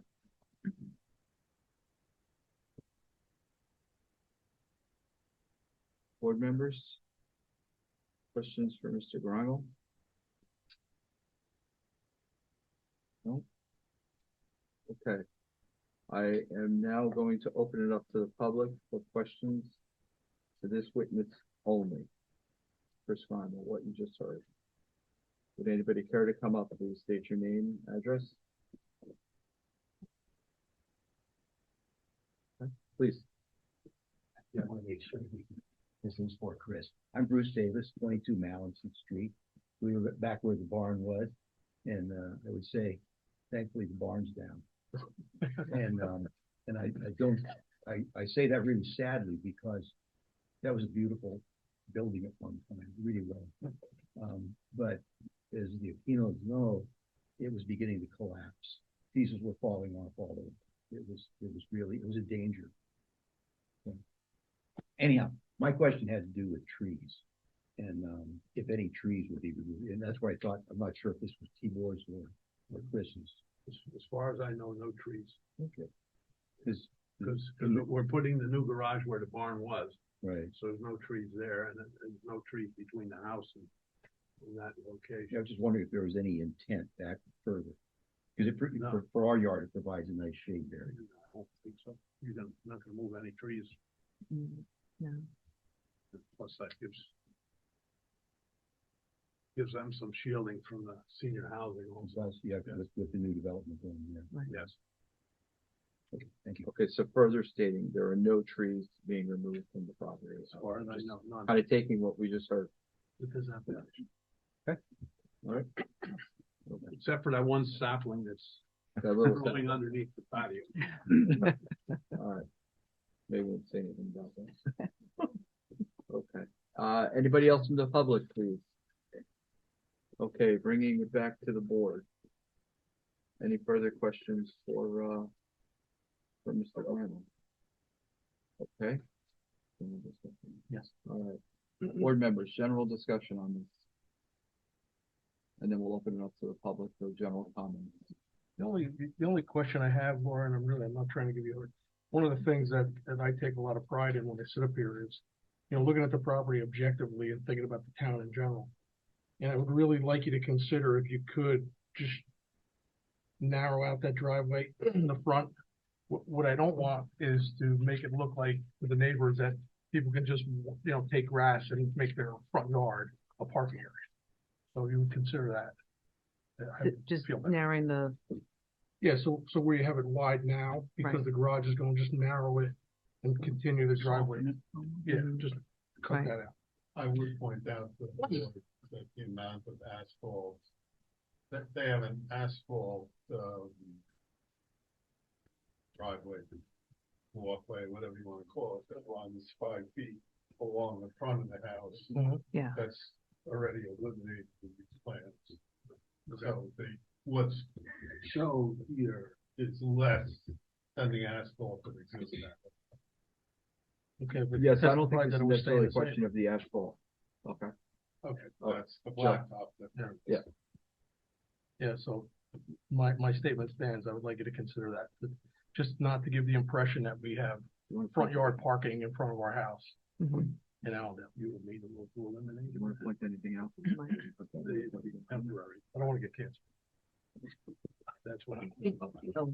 Again, you're talking right in here. Yeah, just that little area. Just that area right in here. Just that little. We should figure out the dimension, we want to eliminate, we can make it a condition. I know it seems like minor, but just aesthetically for the neighborhood and for the town, that would make me feel. See a park in the back. They're commenting all the time, go ahead. Yeah.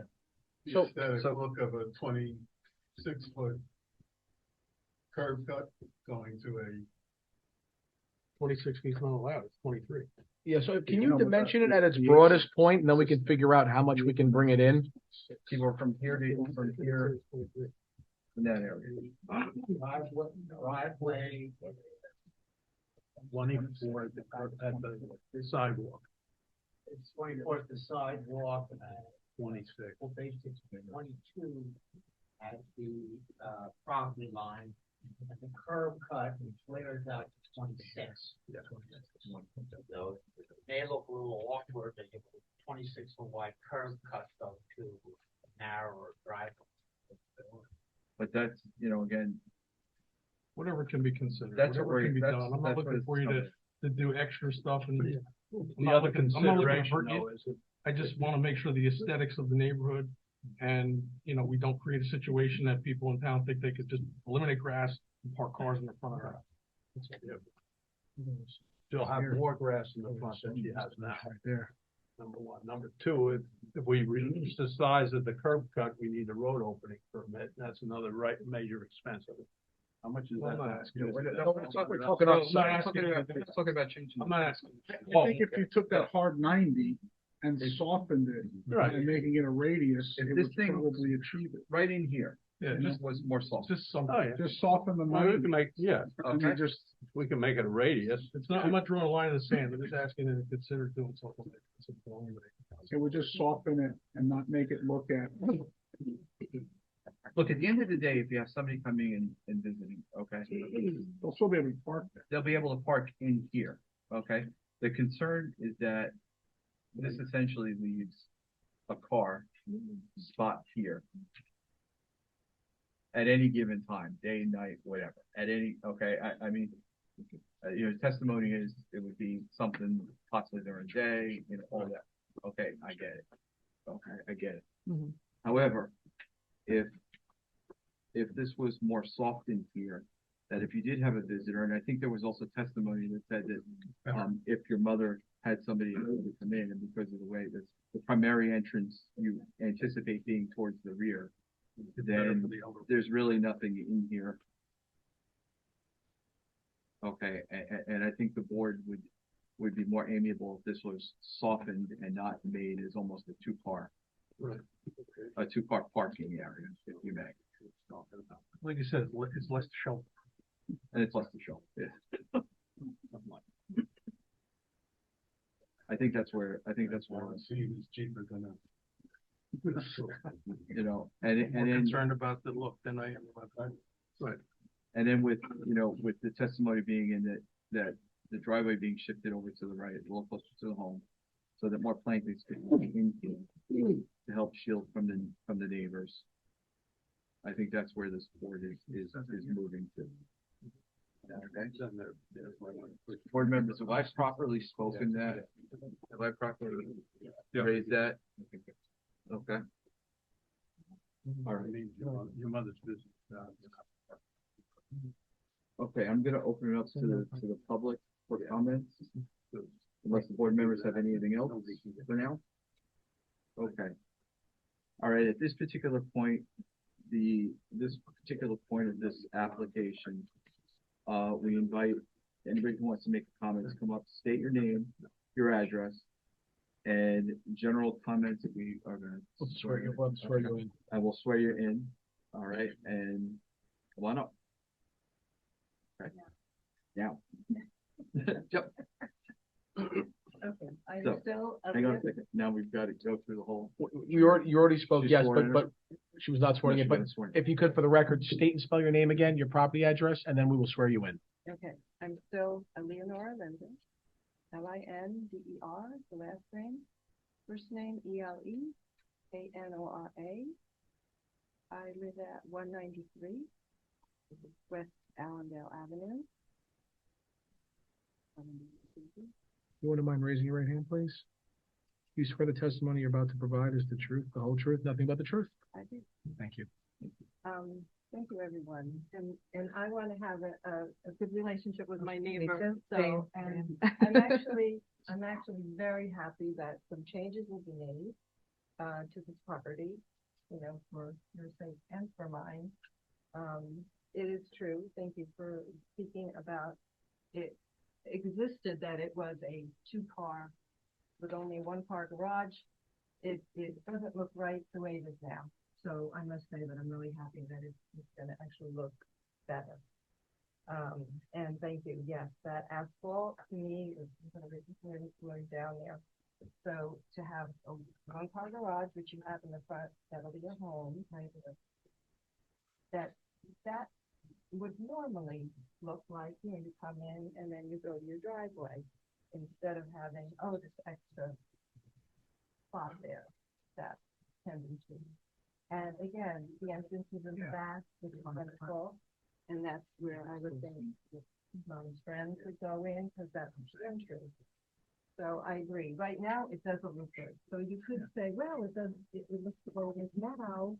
What's the problem? But it was a problem then. I don't know why it passed at that point, because it's not really correct. There's the front of the house, very plain, and you see a broken up driveway. So I'm sure it's gonna look much.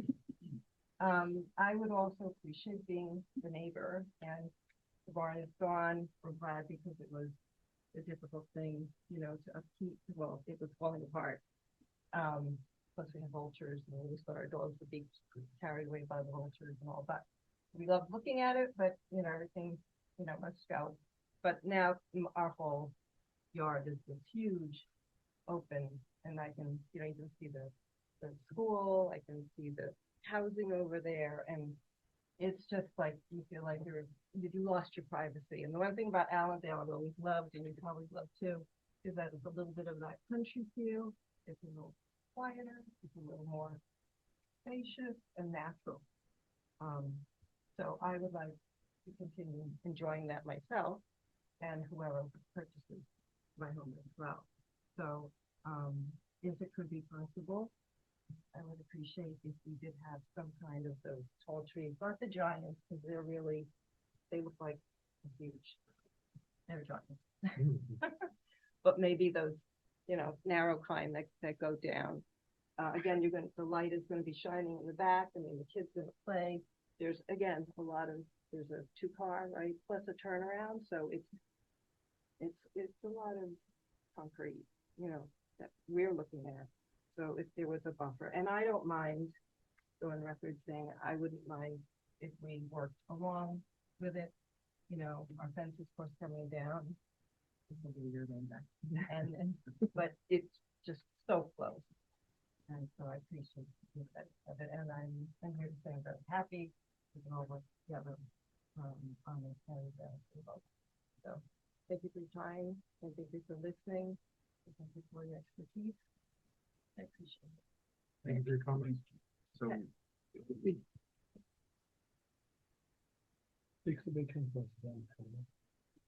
oh, go ahead.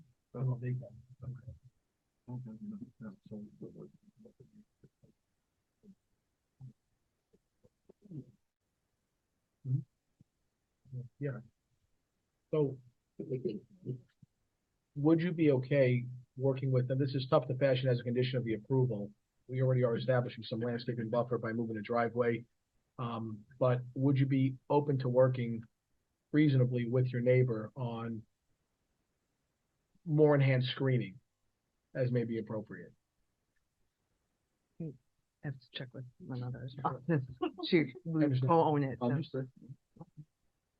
Yeah. Yeah. Okay. Yeah. Would that work? Neighbor to neighbor? Yeah, we have fencing to go up, and we can make it beautiful for both of us. For both sides. Right.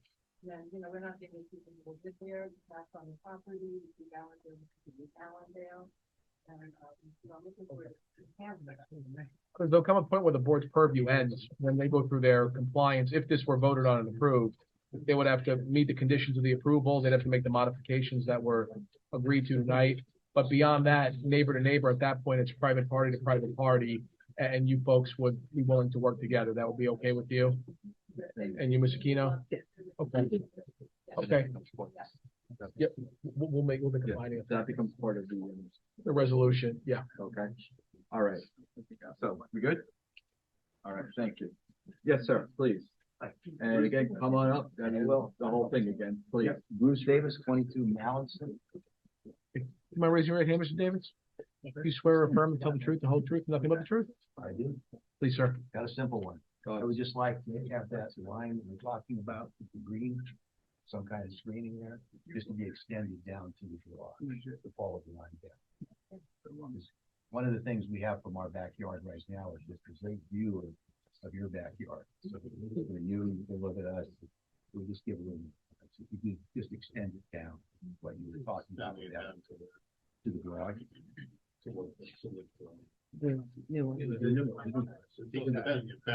Extend it back past. Following that line, yeah. Oh, just to put some numbers. The distance, from the front corner of the garage of the home, the existing garage of the home, to the front corner of the garage is 85 feet. That distance, I believe we're talking about. Yes. So if there's a giant green arborvitae every 6 feet, you know, do the math, it's 12 to 14 green giants. Typically, you get 5-footers, which grow for they grow. The expression is the first year they sleep, then they creep, the third year they leap. But it does take 3 years to establish, and you know, so we have realistic expectations here. It's not going to be the redwood forest right in the beginning when it's planted. Normal arborvitae will be planted and will fill in over time. Yeah. Oh. Well, I think my mother wants to speak. Sure, come on up, ma'am. Absolutely.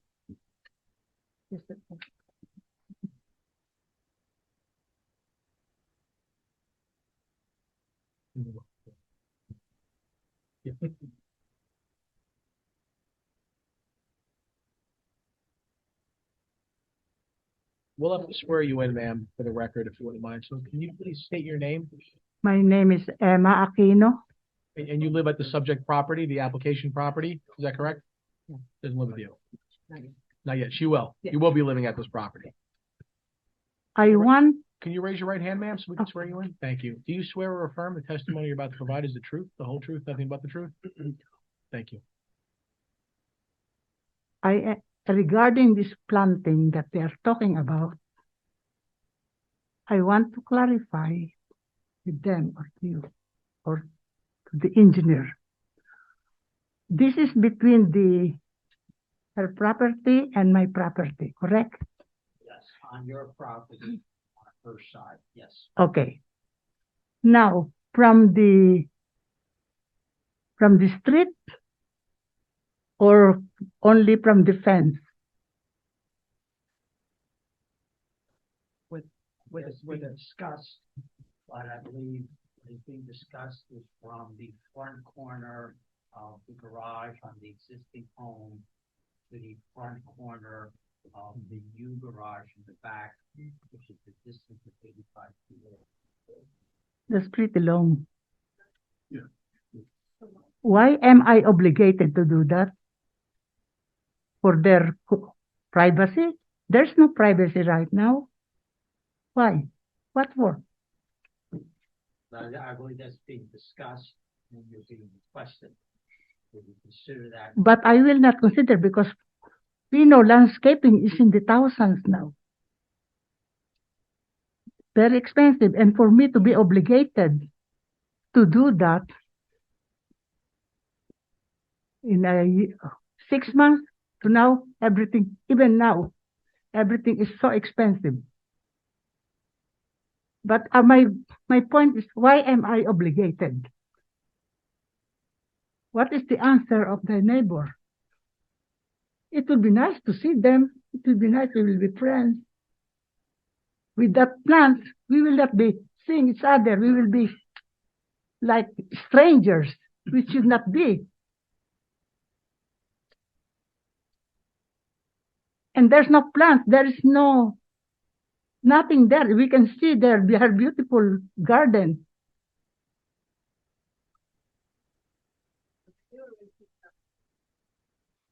So, well, one moment, Ms. Linder. So the recommendation of the board, Ms. Aquino, is to alleviate some of the intensifications on this side yard with the driveway enhancements by adding some natural screening and buffering with these trees.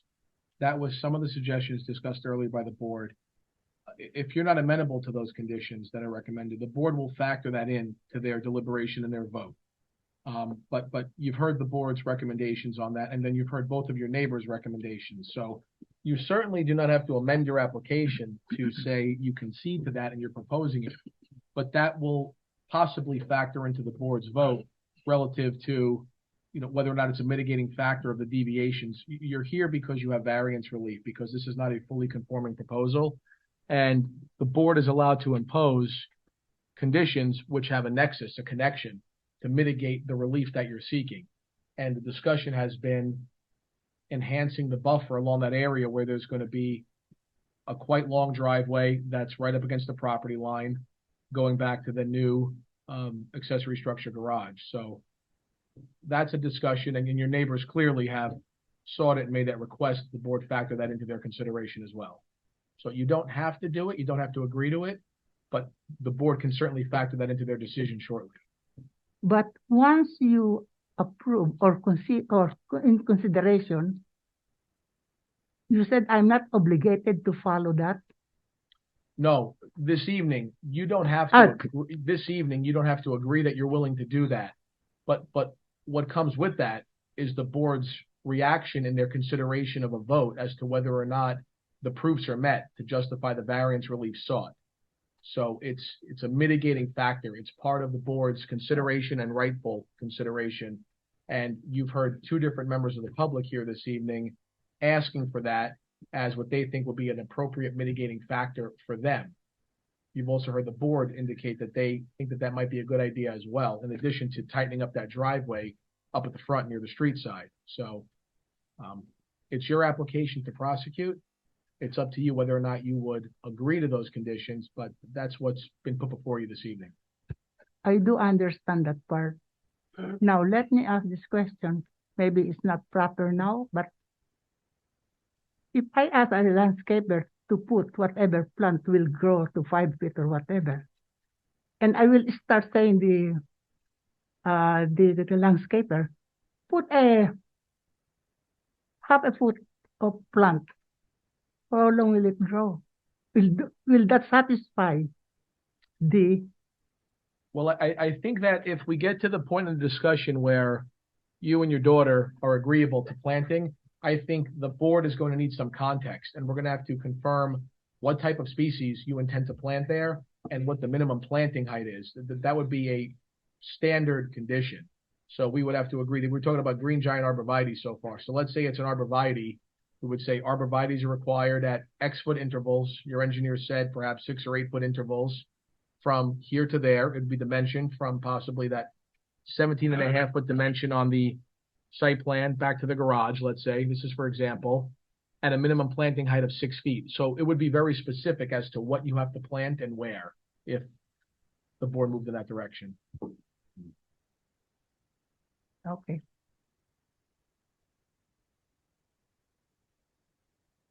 I And you do folks can- understand you. You folks can certainly talk about that if you want for a few moments. I'm sure the board will give you a minute or two to think about that if you like, but that's what I'm hearing this evening.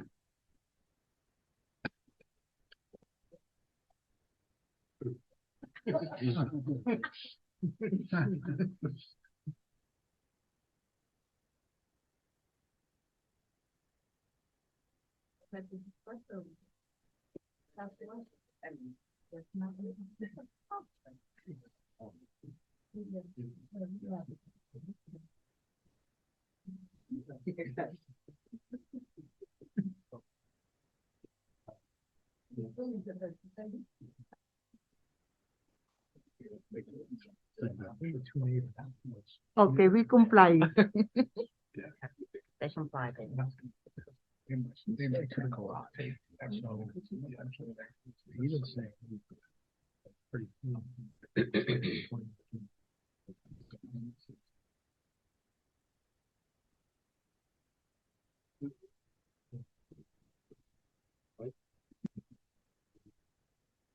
Yeah, they start running for a couple of years.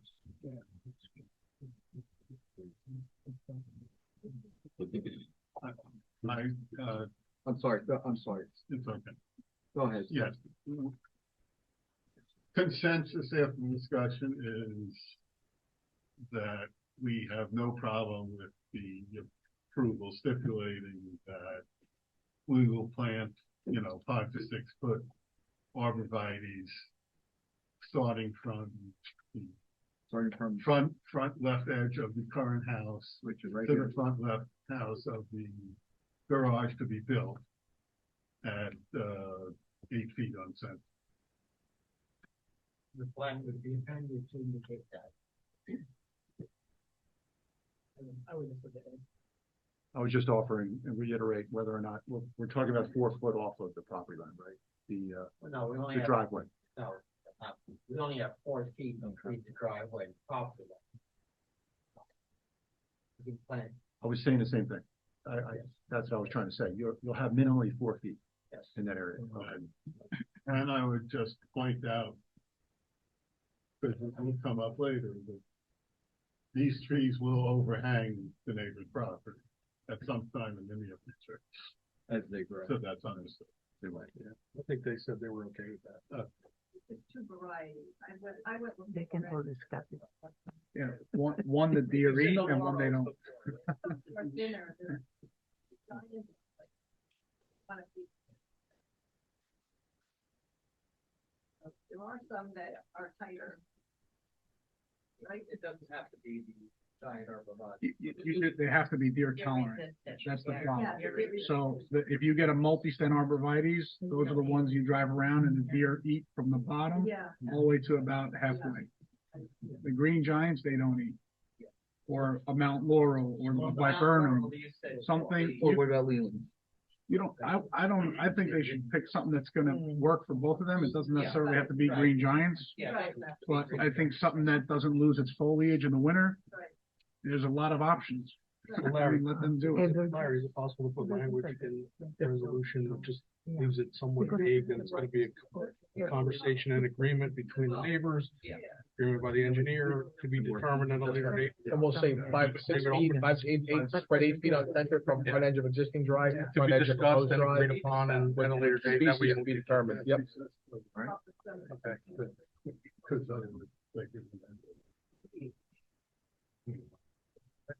Did you say this plant or the tree that we are going to put is to be approved by the neighbor? Well, I understand that there are different plants that could do this, You know, but I don't think it's a good idea, you know. There are two parties, there's no one to break the tie. You know, I don't think the board wants us coming back here to say, okay, you know, we can't agree on a plan. You don't want to do that. no, that's ridiculous, I think. But before I plant, I get a landscaper, put this plant, but we have to get the approval of the neighbors. That's how it is. I'm saying that I'd like the resolution. to Okay. state the plan. I mean, we could put Let's- language after board. That's Professionals. Larry, you wanted to go off that? Yeah, that's what I was That's gonna what say. Ed and Mike, why don't you two gents land on the proper species and we leave it there? This way there's nothing hanging out there for the two neighbors to possibly disagree on. Can I just see the plan real quickly? I just want to see what the exposure is. If it's full sun, then Leyland cypress might be a good choice as well. As long as it's not too exposed, because if they're exposed, then they can be damaged in the wind.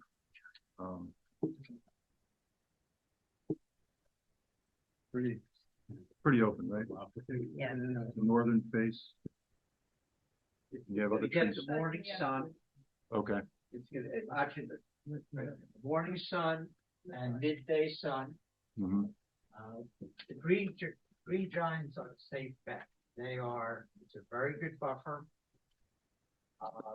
It really takes a very long time for them to get to their maximum 40 to 60 feet. And most important, they're deer resistant. I mean, the emerald green arborvitaes, which are more columnar, deer, that's destiny. that's No. search for deer. Yeah, what I would offer is the Leyland cypress. The Leyland cypress also is deer tolerant. You could plant those. Yeah, I think we get the sense there's a cost Grow to 30, 40. concern here. Green giants are readily available. Good bang for the buck. I can't speak to Leyland cypress, but I suspect they're. It's another alternative. If that's okay with the neighborhood. With the property. Either or, can you do either? You could do either or, yeah. Give them those two choices and go from there. There you go. There you go. They're both readily available.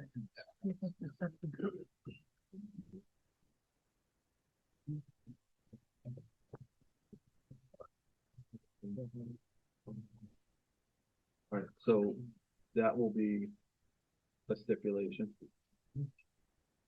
We would stipulate Yeah, that's fine. I'm done. either of the two. Yeah. That's fine. I'm just showing what it That's- looks like, that's because fair. I don't know, I'm not a landscaper, I don't Understood. know. I think I It's a know. Christmas tree. Yeah, okay. Some evergreen, Okay. some Okay. evergreen, will cover it. Okay. All right. All right, is there any, all right, so we gotta finish. Any comments from anybody else in the audience, please? Excuse me, Chairman, did they decide on the type of plant? I didn't hear that. I think We're gonna be an option. yeah. There's two options. Leland, Can you spell that? Leyland, Uh-huh. and then Cypress, Cypr. Yes, Yes, thank you, sorry. Those are the two. Okay, So that's that's the one. first one, and Okay. the other one is green giant arborvitae. Thank you. Thanks. Okay? Yeah. All right, so we have that settled, all right. One more time, anybody in the audience? Okay, seeing none, bringing it back to the board. Board members, any question on any testimony, comments, et cetera, given what we've all heard? No, No. I'm satisfied with everything that's. Okay. So, next is to get a motion for approval. Or you can deliberate further or a motion, that's right. Okay. I don't see doesn't sound like anybody wants to deliberate anymore, so a motion for this request, with all the stipulations that Mr. Kelly will put in, to this, that we've all heard tonight. Do I have a motion? I'll make a motion, with the conditions of realigning the driveway to, achieve the 4 feet, soften the curve, with all the stipulations as well as the landscape buffer. I make a motion to approve. And I'll second it. Any discussion? Okay, Linda, please. Mr. Kelly, we have 10 voting members. 2 of them are alternates. Do I Not, take 9 are eligible to vote. 9? Yes. Vice Chairwoman Bergen, Yeah. Board Member Rosales. Yes. Board Member Petrino. Yes. Board Member Ocogliaro. Yes. Councilman Delavatio. Yes. Board Member Dallo. Yes. Chairman Sirico. Yes. Mayor Wasinski. Yes. And alternate Butler. Yes. Okay. So, Ms. Aquino, we're going to prepare a resolution of approval. We'll circulate that draft. It'll be adopted at the next meeting of the board on February 12th. You don't need to be here at that meeting. You certainly can if you would like, but it's a formality, the adoption of that approval. You'll have to go through resolution compliance. There are some plan changes your professionals are going to have to make based upon your approval tonight. If and when you're ready to submit it for building permits, any releases of them are going to have to wait and post-date that resolution release. I don't think you'd be there in 30 days anyway at this point, but building permits won't be released until after the resolution is adopted, which will be at the next meeting, which is anticipated to be 2/12. Okay? Thank you. Okay. Thank you. All right. Thank you. Back. All right. Thank you. Good one.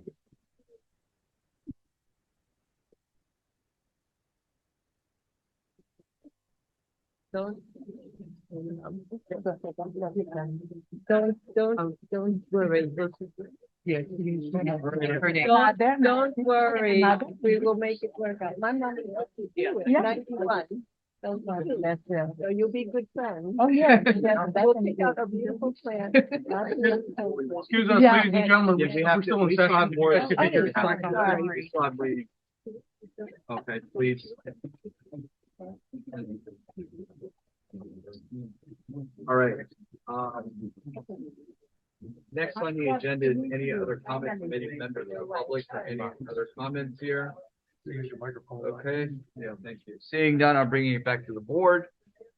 Any other business? I know we're getting a little late here. Anything going on there you would like to comment on? No. Okay, anything? Keep up the good work, my friend. Keep up the good work. Okay, everybody. Mr. Chairman, Yes, sir. I just want to clarify one thing since I'm sort of running the show. All the when we redo our plans, this is really to Mr. Green. All our zoning data is now going to be done as it exists now, and not without any consideration of a barn being there, having been there. Correct. No, it's all as of now. Okay, Thank you, Randy. that's all as of now. All right, thank you. Thank you. Okay, again, any other comments? I just want to remind everybody, Monday, February 12th, no meeting on the 14th. And I also want to say thank you to everybody for being here tonight. Really appreciate all the input. And motion to adjourn, please. So moved. Thank you, sir. Second. All in favor? Aye. Aye. Aye. Thank you very much. Have a wonderful fun.